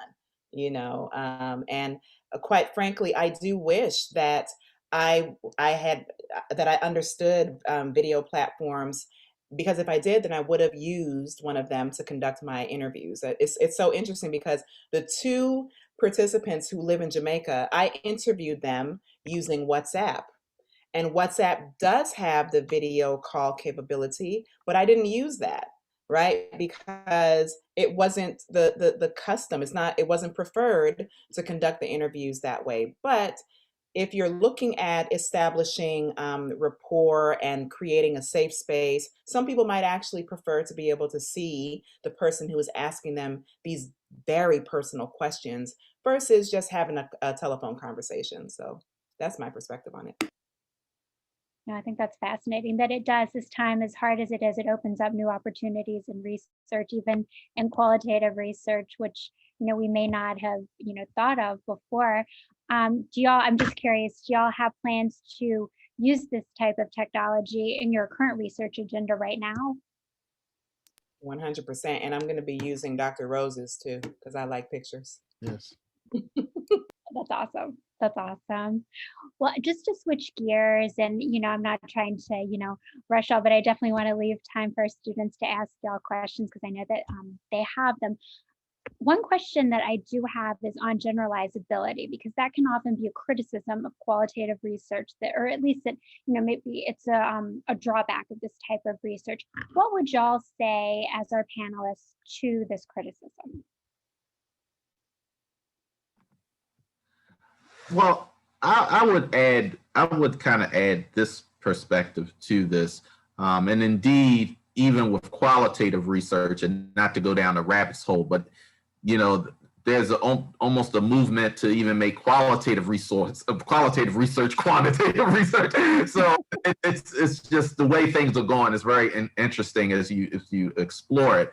But what I will say is that oftentimes qualitative research is the ground floor for the identification of new and emerging phenomena. So if you think of from this perspective, just, there were certain periods in time where certain offenses weren't yet defined. And as certain offenses were occurring in the community, you may have policymakers, advocates that work in the community around violence prevention, intervention, feminists, civil rights leaders, and others. They may be looking at a broader historic challenge such as murder in the, but then there's the recognition that there is murder of women. And then not only is there murder of women, this is the 1970s, but there's a recognition that this just isn't normal murder. This is murder amongst male and female intimate partners. And so you would have, if you look at the research, focus groups or interviews with those victims of domestic violence. Some of that research then lends to large scale studies to try to get an understanding from a quantitative level, the broadness or the breadth of the actual phenomena or problem. But the first steps usually are when something may be not as popular, not on the radar, or there's lots of pieces there, but the pieces haven't been pulled together in a meaningful way to say, hold up, this just isn't kidnapping here. This is something different. This looks more like potential trafficking. There's business enterprise. There's a certain thing about this phenomena that we need to study more that is different than just kidnapping. And so you will have qualitative studies that start to look at what are the experiences of individuals who are part of human trafficking. And then you have more qualitative studies, focus groups, in-depth interviews in certain areas, depending upon your field, that can then grow and emerge to lead to more prominent studies. So to make my long story short, there are qualitative research, while not generalizable because of the numbers, it can often provide the framework in which generalizable studies are later fostered and birthed. And so you can't discount it, because in some instances, there will be no generalizable broad scale studies if there isn't first that spark to know that there's a unique phenomena even to explore.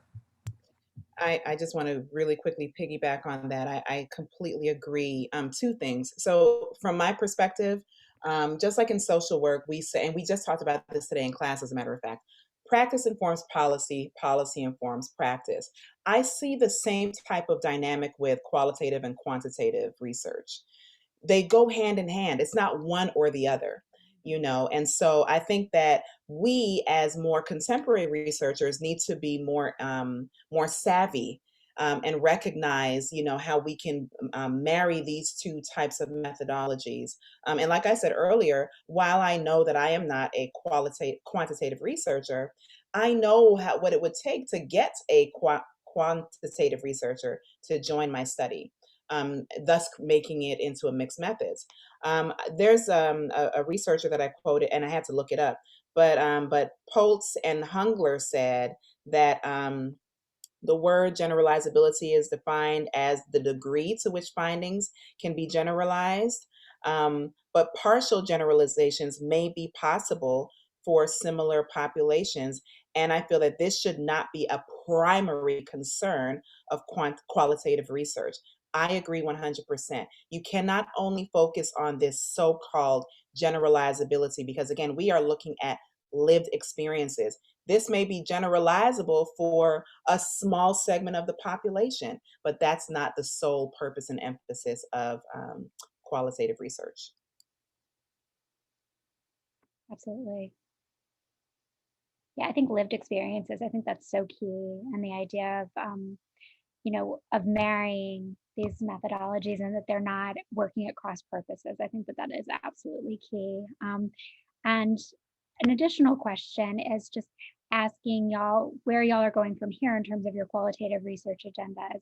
Anything that you're looking at in the future that you can announce today, something of interest in the field?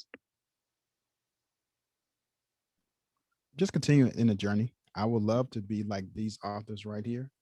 My favorite authors, Dr. Morris Pushout, qualitative researcher, as well as Isabel Wilkerson. All these are books that you may have heard of, maybe exposed to, but they are qualitative research. So one day I aspire to be like one of them, where I can take my research and create it where everyone have access to it, not just in the journal articles. So that's what I aspire to. One day I aspire to be able to do that on my Zoom screen. How you do that? How you put them books up there like that? Can I just answer it? It's one word: ECAM. I told you, Dr. Rice, this is what I was telling about. I told you all earlier, was for that grin he had tricks up his sleeve. So I'm recommending the book, but see, this is what you call old school. There's no pop-up. This is what you call manual qualitative. I would just add that that there are two projects that Team CJ that's affiliated with, or the Bishop L. Robinson Senior Justice Institute. One, the Quality Education Minorities Forum out of DC on the campus of Howard University.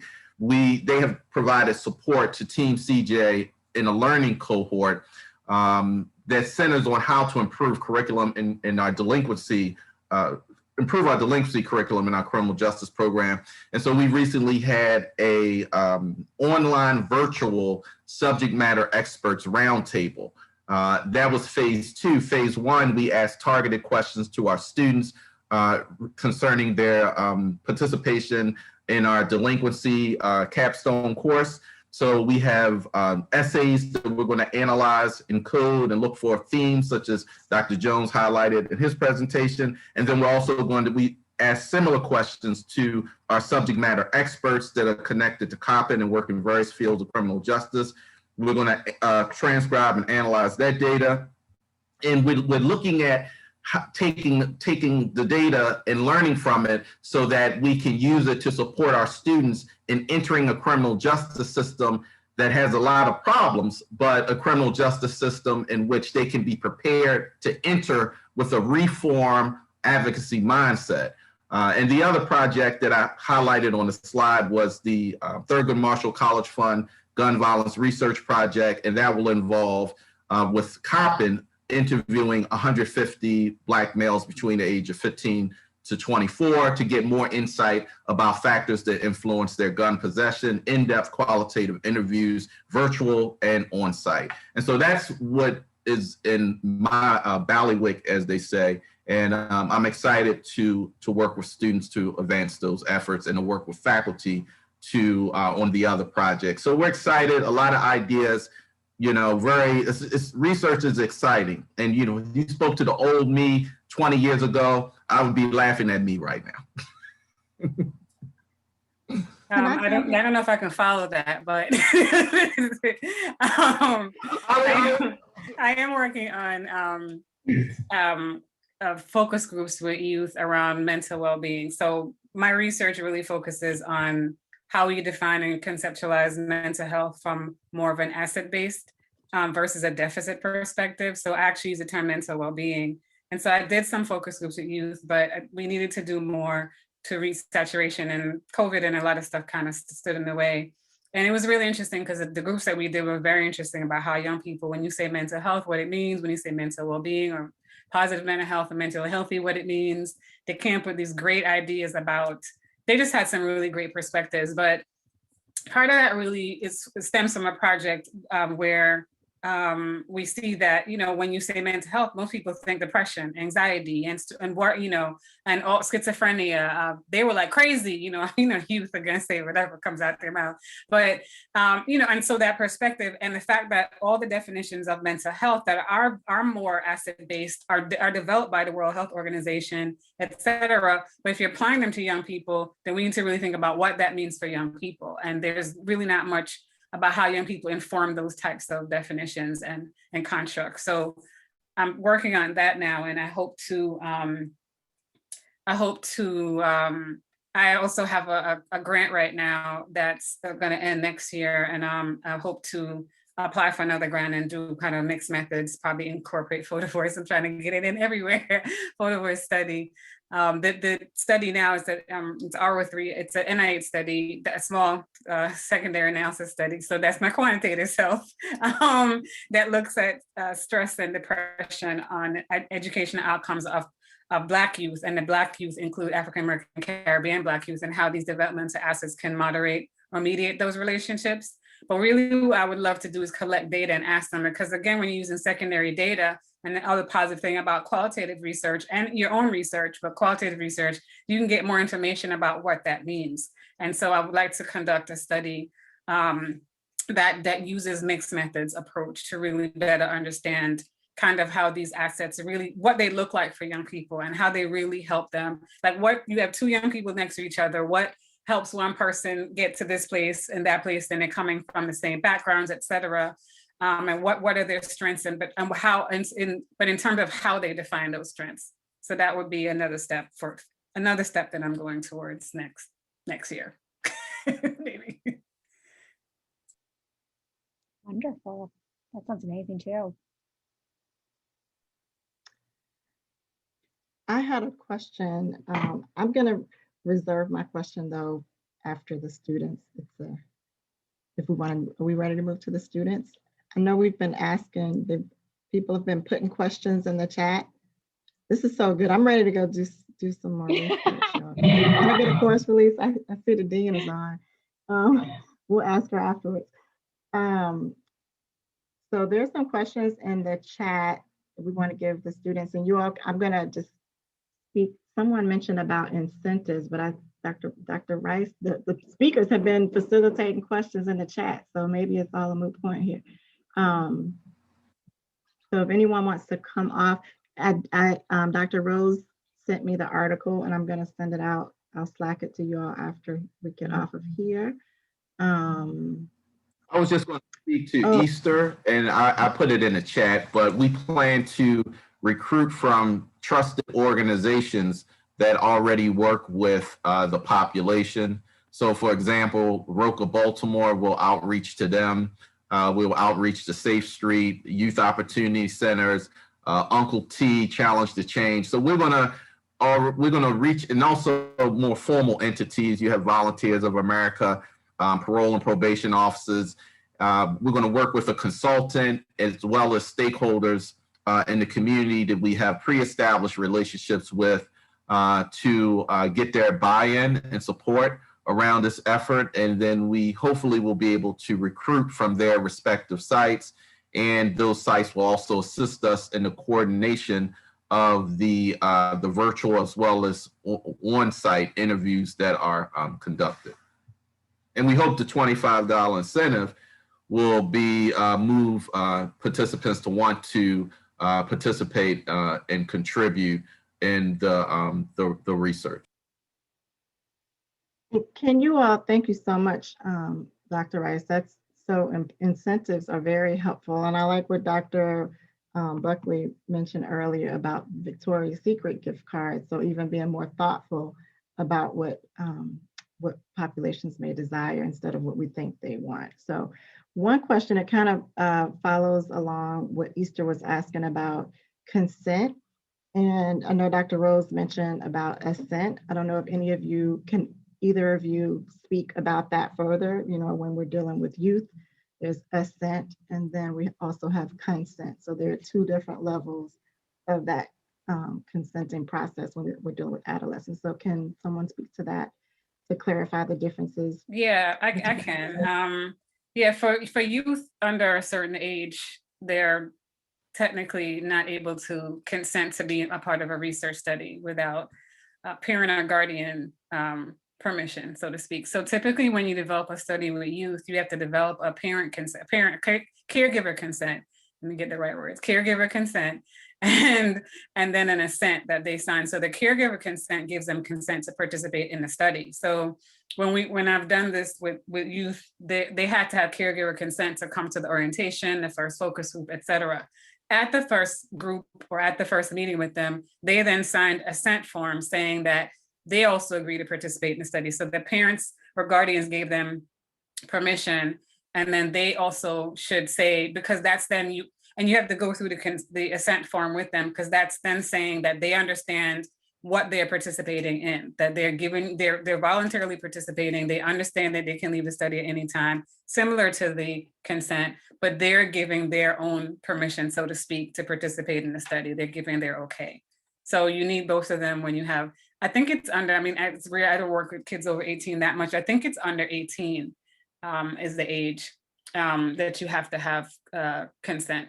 So for a research study. So that's kind of how that process works. So you need both for youth under 18. Which is important, particularly when you start talking about incentives being offered, because you don't want to have young people being compelled or coerced to participate in a research study because their parents or their guardian is trying to nudge them into it. Yeah, and usually there are caps that are set on certain incentives depending, so there's certain federal guidelines, but for like the youth in the photo, like a $10, no, they got a photo album or whatever that was like $10, or whatever. That's how we estimated the cost. To say they picked some of their favorite photographs from the study and they kept them. For youth that were in my focus groups, we gave them like a gift card to Subway. So one of the things we wanted to do was use community resources, and that school was located near Subway. I think the Subway is now closed. And we asked the school and we asked the students, but we asked the school as well, like what was the good thing to give them. So we didn't kind of go in with, we're just gonna give them $10 Amazon. They were like, oh, half of them go to Subway for school, for dinner, for whatever. And it was in the community. And so it was like a $10 gift. So that's kind of been the range for youth. But I mean, for adults, it's different. I know we've been in studies that it's $50 to Safeway or whatever. So I think it ranges, but yeah, you want to make sure they kind of, on this, there's this line of when does it become like your, what is that word? Going beyond, like, kind of not forcing them to participate, but you want to just make sure it's a number that, or it's an incentive, but it doesn't, make them feel like they have to participate or should participate. Thank you. Thank you. We have a question. I'm just recognizing our time here. We have a question from Krishan and then Dr. Gilliam. And Dr. Gilliam, I'm going to put you after Jason. So Krishan, Jason, and then Dr. Gilliam if we don't have any other student questions. Krishan, you can unmute and share. Okay. But first, I want to say thank you for providing us with such a wealth of information. I actually have two questions, Dr. Burley, if I can. So, I was giving thumbs up. I'm sorry. Go ahead. Sure. All right, thank you. So my first question is specifically for Dr. Buckley. I do believe, well, your research is very, very interesting. And I wanted to know, like, on a personal level, how were you able to separate your personal emotions from the actual research? Because it is a tough one, and it's one that hits home to a lot of people. Mm-hmm.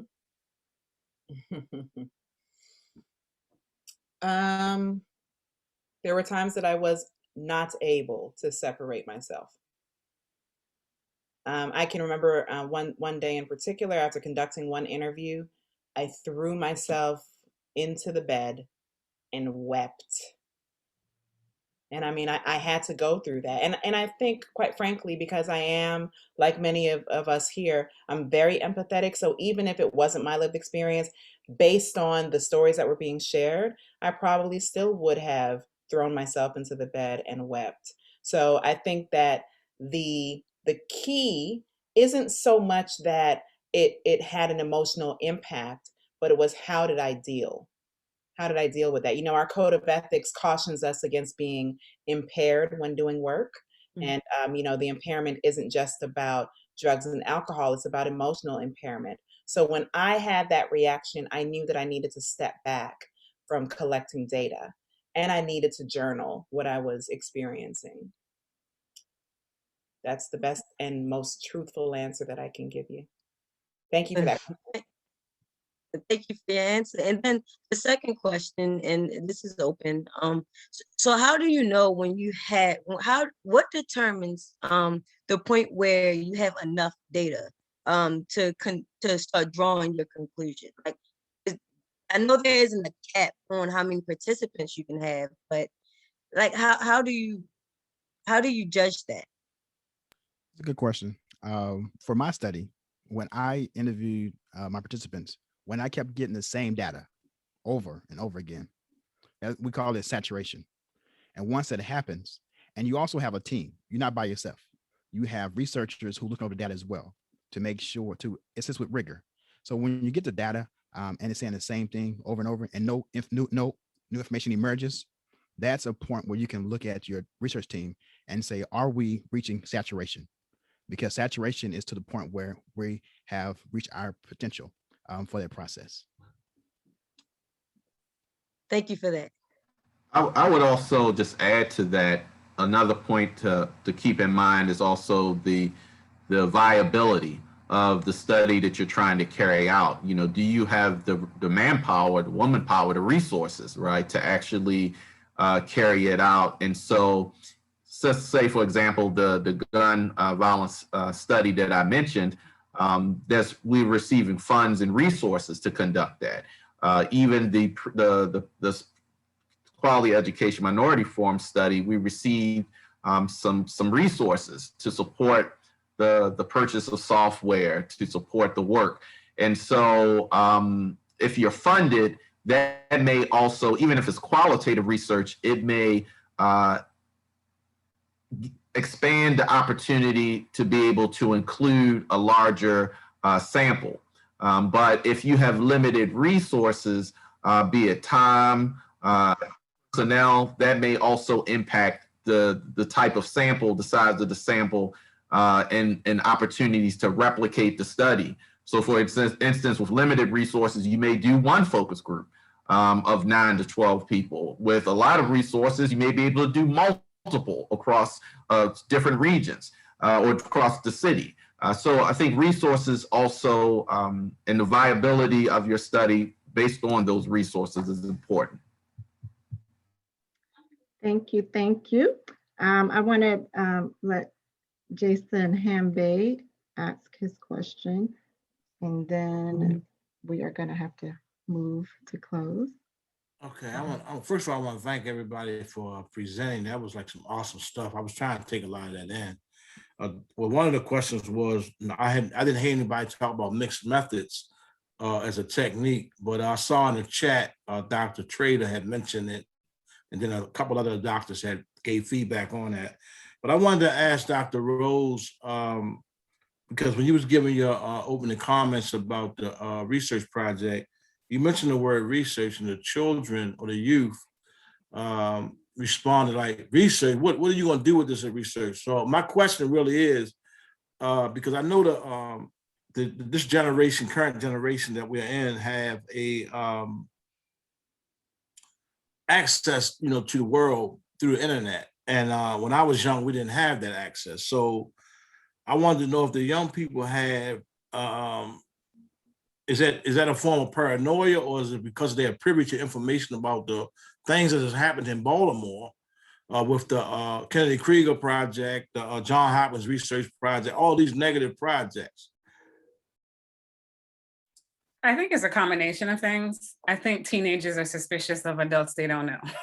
And so when you come into the school, they don't know us. So we were introduced to them by someone who worked at the school, but you have 3 people come in, 1 Black and 2 my colleagues, 2 Black colleagues and 1 white colleague from University of Maryland.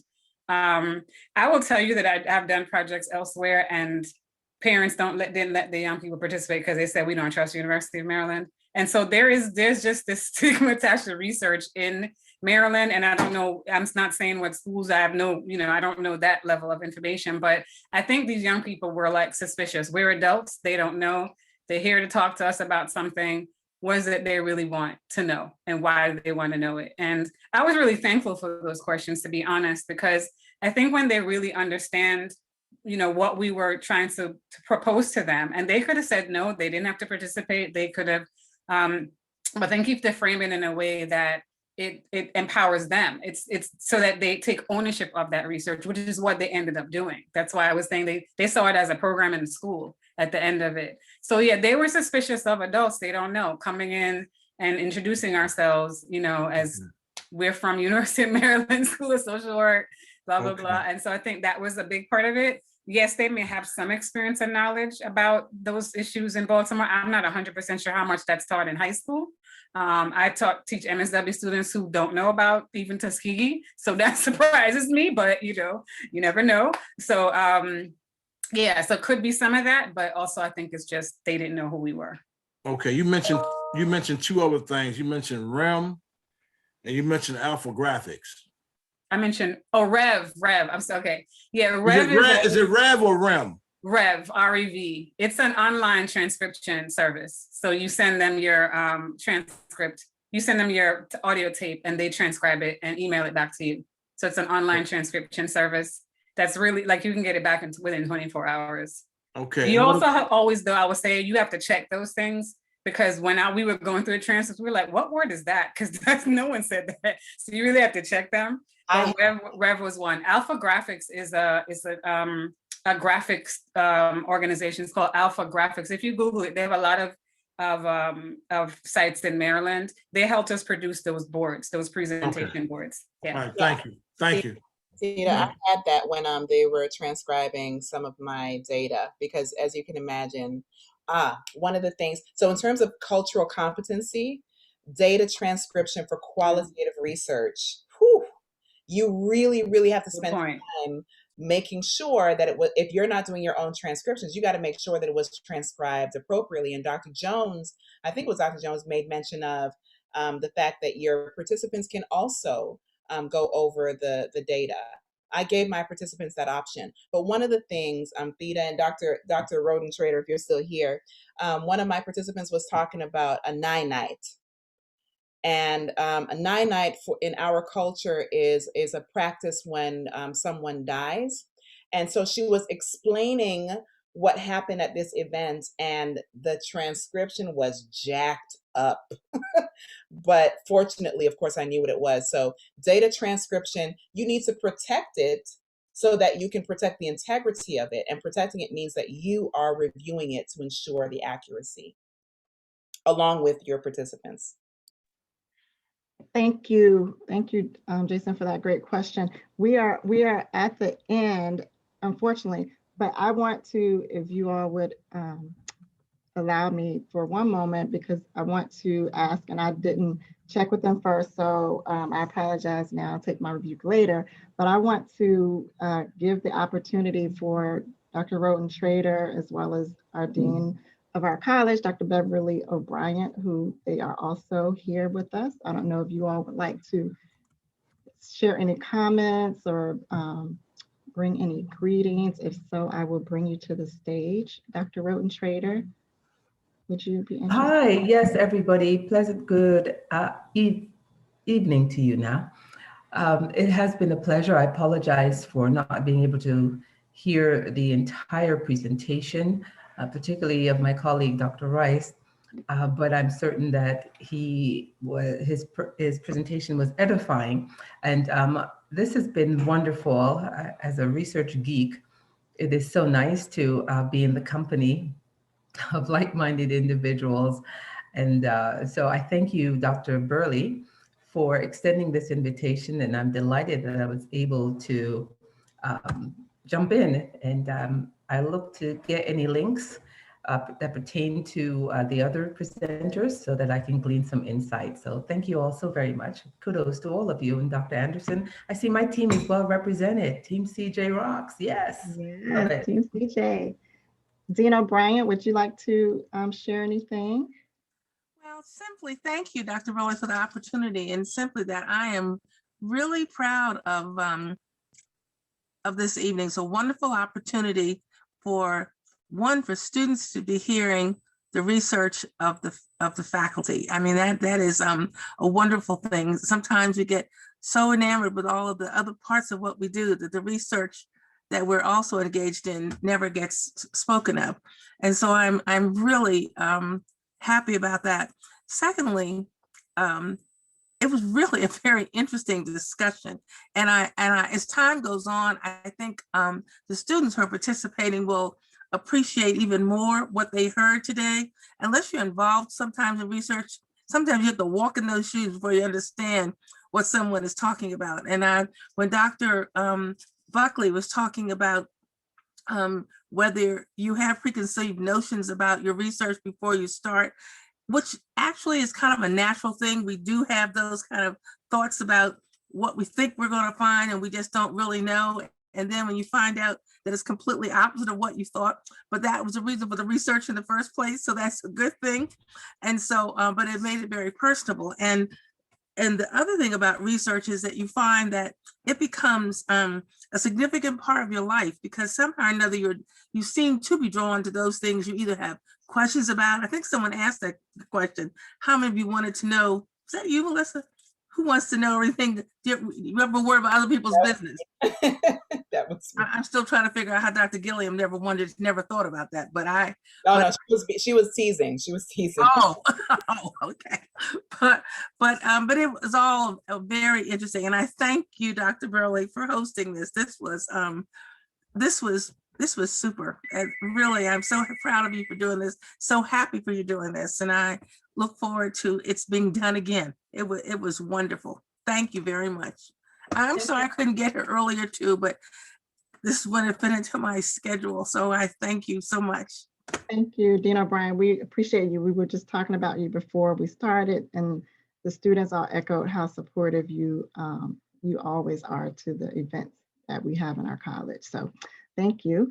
Thank you. Yes, and then before I give it back to Dr. Anderson, just want to have Dr. Gilliam, if she wants to say something as well, our illustrious chair of the Department of Social Work. I just want to say congratulations to Dr. Burley, and thank you to all of the researchers for sharing your information. I had like such a burning question about self-care. How did y'all fit self-care in? So I want everybody to be thinking about about that. That was it was so good, so good. So thank you all. And yeah, Dean, I was really like, yeah, no, we never want to know about anybody's business in social work. The basis of our profession. Without being nosy, we would have no jobs. We didn't get in people's business. But thank you so much for this, Dr. Burley, and to the seniors. I'm looking forward to the next couple of weeks as we count down. I just wanted to say thank you, though, Dr. Burley. This was awesome, and thank you to you too, Dr. Anderson. I know this was your mashup as mentor, mentee. This was an awesome start off for that process. So thank you. I wanted to thank Dr. Pointer too. That was her suggestion in the chat and chew to do this, to have these match up with the mentors and mentees. So this is the first time we've ever done that. And so I don't know if she got a chance to be here or not, but she'd be mighty proud of this. It was it was wonderful, wonderful. And while I have this second, especially with social work students who I know will spread the word, I want to remind you that we're having the social for all CBSS students, something the social work students already do, but we're doing it for the whole CBSS, and that's coming up tomorrow night. And then the Dean's Dialogue is Friday. So look out for those notices, so because you're all welcome. Thank you. Thank you so much, Dean. We did, we announced that just before we started, so. Oh, great. We're well aware. And I want to bring back to the stage Dr. Anderson. And like this actually started, this whole presentation, this plan was in the works actually before the mentee, the assignment that we had. And Dr. Buckley is also one of my mentees as well. So wait, let me just pin, okay? Because clearly I can't talk and pin at the same time. Okay, there we go. So I'm just, excited. I really, before I turn over to Dr. Anderson, thank you all so much again. I really enjoyed all of your presentations. I took notes and I have recorded this, so I will be posting this in all of my classes, and I'll share it with Dr. Anderson and Dr. Rice so that you all can share it with Team CJ. And we have Dr. Rose's article as well. So thank you all so much. And thank you for the students, because you all asked some amazing, amazing questions. So I really appreciate it. So I'm gonna turn it over to Dr. Anderson to close us out. Awesome. Well, thank you so much, Dr. Burley. It was an absolute pleasure planning with you, and just an amazing, absolutely amazing event, and learning so much from our panelists who took time out from their busy schedules to share all of their insight on qualitative research. And the questions were amazing, and it was just an incredible afternoon. So I am very energized by this. Insights that we learned today, I will be able to take back to my research classes. So it was just a great day, and thank you all so very much. So I hope that everyone has a wonderful rest of their early evening. All right, we are officially dismissed. Now, thank you to the students, because I know we are 10 minutes over the end time for our typically our class ends at 5:30. So thank you all for staying on. And my students know I stay on and hang out a little bit longer, but we're officially done. So good night, everyone. Enjoy the remaining sunshine. Be safe. Thank you. Night. Thank you. Yes, thank you so much. Dr. Burley, could I speak to you for a minute? Of course. Hold on one second. Okay. Wait, I'm gonna hang around. I need to talk to you, Dr. Burley. Okay. Oh, and I forgot.